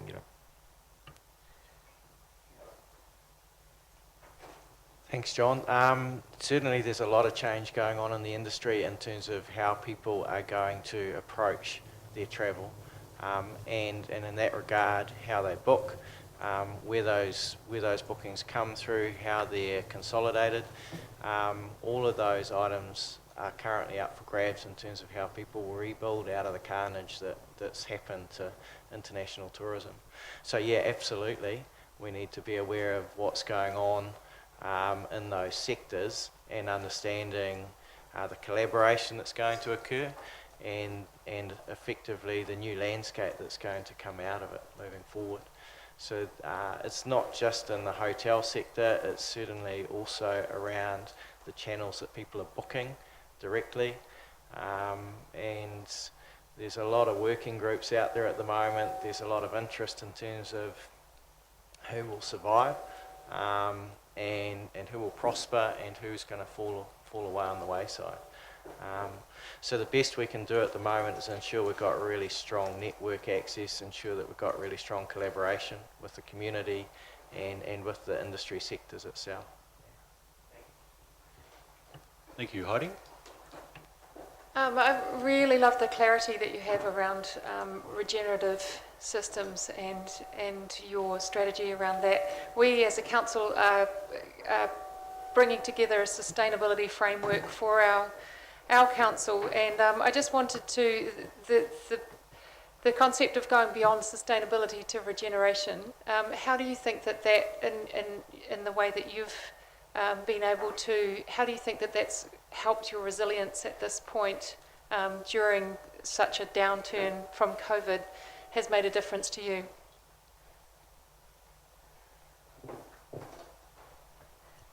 Good question. I think it's probably around the fact that we're concentrating on tourism as from a more holistic perspective. So not thinking just in terms of the economic impact, but also on what impact and positive impact that we can have, or the industry can have, on social, cultural and environmental as well. So it's about looking at it from like a more holistic worldview. I would expect that that's had some impact on us. Thank you, Heidi. Are there any other questions? Russ, how's the audit going? Could I ask the accountant the question? 2 weeks in. No, the audit's going really well. Angela's done a fantastic job. We had an email back from them yesterday confirming they're on track. Obviously behind as they are with the Arts Gallery, with their workload. But our understanding is we'll have that all completed for our next board meeting in October. So we're planning on having a committee meeting probably around the 14th to the 20th of October to review that before the full board meeting. Yeah. Brilliant, thank you, Russ. Appreciate that. Right, thank you again. You had to wait the longest, I suspect. So again, thank you and to your team for doing so. I appreciate that, and thank you very much for your presentation this morning. Right, and we do have one other, which is perhaps just more for receiving, which is the Local Government Finance Agency, for which we are a modest contributor, owner. And I wonder, Anne...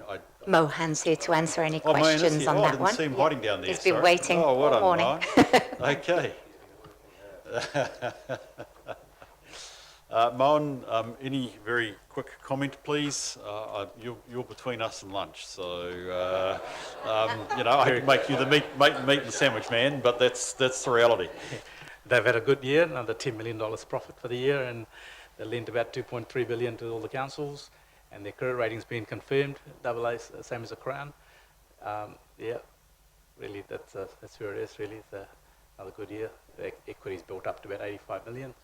That's what they needed for their size now as they're getting bigger. Over $10 billion of borrowings for the sector. Yep, and I think from an NZ Inc. perspective, they save about 25 million a year for the sector. So that's what they initially started out was. So they're there now, yeah. Thanks, Mohan. So these are, again, it's a large organisation, but it does play an important part in our total funding framework. Are there any questions from a fairly informative report that you might have for Mohan at this stage? Yes, John? Yeah, again, it's one of those lay questions that turns up in one councillor's inbox. Negative interest rates, LGFA's margin, is that going to impact in any way on councils directly or indirectly via the LGFA? Or? No, we should have lower interest rates. I think there are some issues with the bank funding stuff where banks have got these contracts which are zero, don't go below zero. There's a complication in the market. Reserve banks that are talking about it, but effectively our rate should go down. So but there's a margin. The benchmark rate goes to say -0.5%. There's still a margin above that, so there'd be a still payment going out. So all our swaps and stuff, we should get a flow the other way. So overall cost of funds for the floating rate stuff will be going down. The fixed rate stuff is fixed rate. Yeah. So we've got about 150 million of floating rate stuff now. So they're all positive in that sense.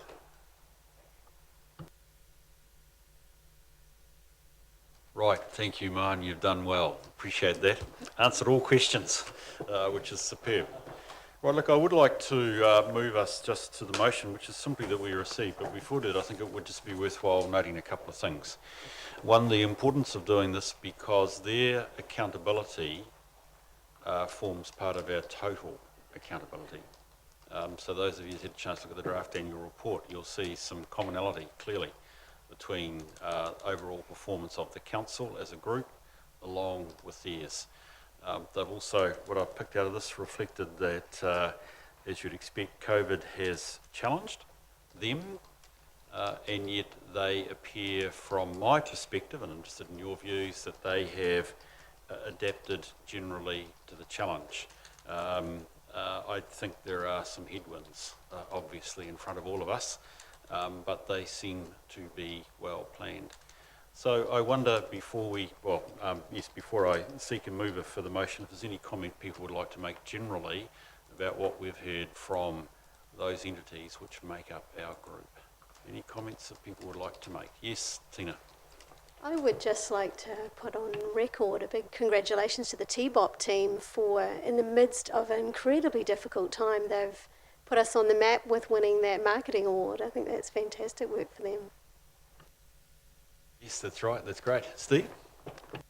It was encouraging to see the performance measures of our CCOs, and it's food for thought for the next agenda item after lunch. Thank you very much. Yes, John? The art gallery gave us a presentation which didn't include big words like bold and transformational, but actually showed with attention to detail and some real discipline across your expenses, the sort of thing you could do even in a pressured environment. I was impressed by that. Deep, grind, impressive. The other thing, I suppose, with regard to Tourism Bay of Plenty, is sometimes what you think is your weakness is your strength, and you need to be really careful when looking at what other people have to not forget what you've got. Our domestic tourism base and our, I suppose, the lack of depth we had in the international tourism space was always seen by some people as an issue. Yeah, thank God for the domestic tourist, that's what I say. Yeah, exactly. Yeah, Yako. Yeah, question I assume that should have been through to Nick, but just talking to Mark, I think if we take over the power of the art gallery, that's worth about 50 grand a year to them, assuming they're on a retail rate. So I'd be quite keen to see that actioned. Yeah, thanks for that suggestion, Yako. There's no reason we shouldn't be trying to help. We're all part of the family. That's valuable. Thank you for that. That gives us a quick insight. We put a lot of money into these organisations, and I think the general view is that they're showing good accountability, and from your comments, a reasonable return on that. I appreciate this isn't quite the place to do that. I think we also need to recognise, just as I said right at the start of my opening comments, the chances are there will be one or two of these unsigned as we go into moving to adopt our own annual report, and that's based on size. But as I suggested too, was at the art gallery, these guys might be small, but they're so powerful and important to the overall performance of Tauranga. Yeah, Wayne, sorry, got a comment, man? Sorry, yep. So, Mr. Chair, look, just a general comment, because throughout this morning there was a few themes with regards to closer collaboration and getting together. I was going to, in particular Bay Venues, I was going to ask, but thought not, in the sense that more practical, of page 5 of their financials, there was a desire to collaborate and get clarity from council as to where they could, where we thought they should be spinning their wheels and in terms of return. And I was going to ask the question if there were practical steps to try and bring that relationship and collaboration closer. So I don't know if that's been done or has been done or is going to be done, but that's it. I think they've all done very well this morning. I think the results were pretty good, considered all the things the environment we've been in, but especially at Bay Venues, I'd love to think there was a closer collaboration and direction given to them, as pointed out in page 5 of their financial statements. Thanks, Wayne. Marty, is that something that's comment possible from you at this point, or is that for a later date?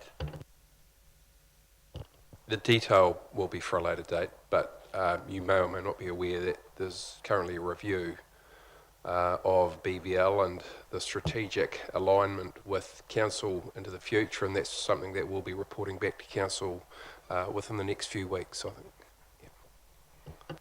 Also through the chair, Bruce. Sorry. Sorry. How are you over there? So Justine is being included in our CFIP, I think it's called. So it's Community Facilities Infrastructure Investment Plan that we're working on for the next 10, 20 years, about our community facilities and what and how we're going to invest in them. And she's in that project group. So we're working very closely with her on that. I do appreciate that, and collaboration has been with us the whole morning, including with the Bay Petty region, so that is impressive. Look, I'd like to move from the chair that we simply receive these reports. And could I just add as a second point, can we send them a thank you letter for their participation? I might say they should be expected, we give them a bunch of money, but they I think have done us a good thing this morning, so let's attend to that afterwards, that we send thanks. So I'll move we receive and we send thanks. Calvin, you'll second that. All those in favour, please say aye. Those against? It's carried. Thank you. Well, look, I think it's time for a break. You've done really well. And I think we need half an hour. So look, could we be back at 1:15, please? Would be great.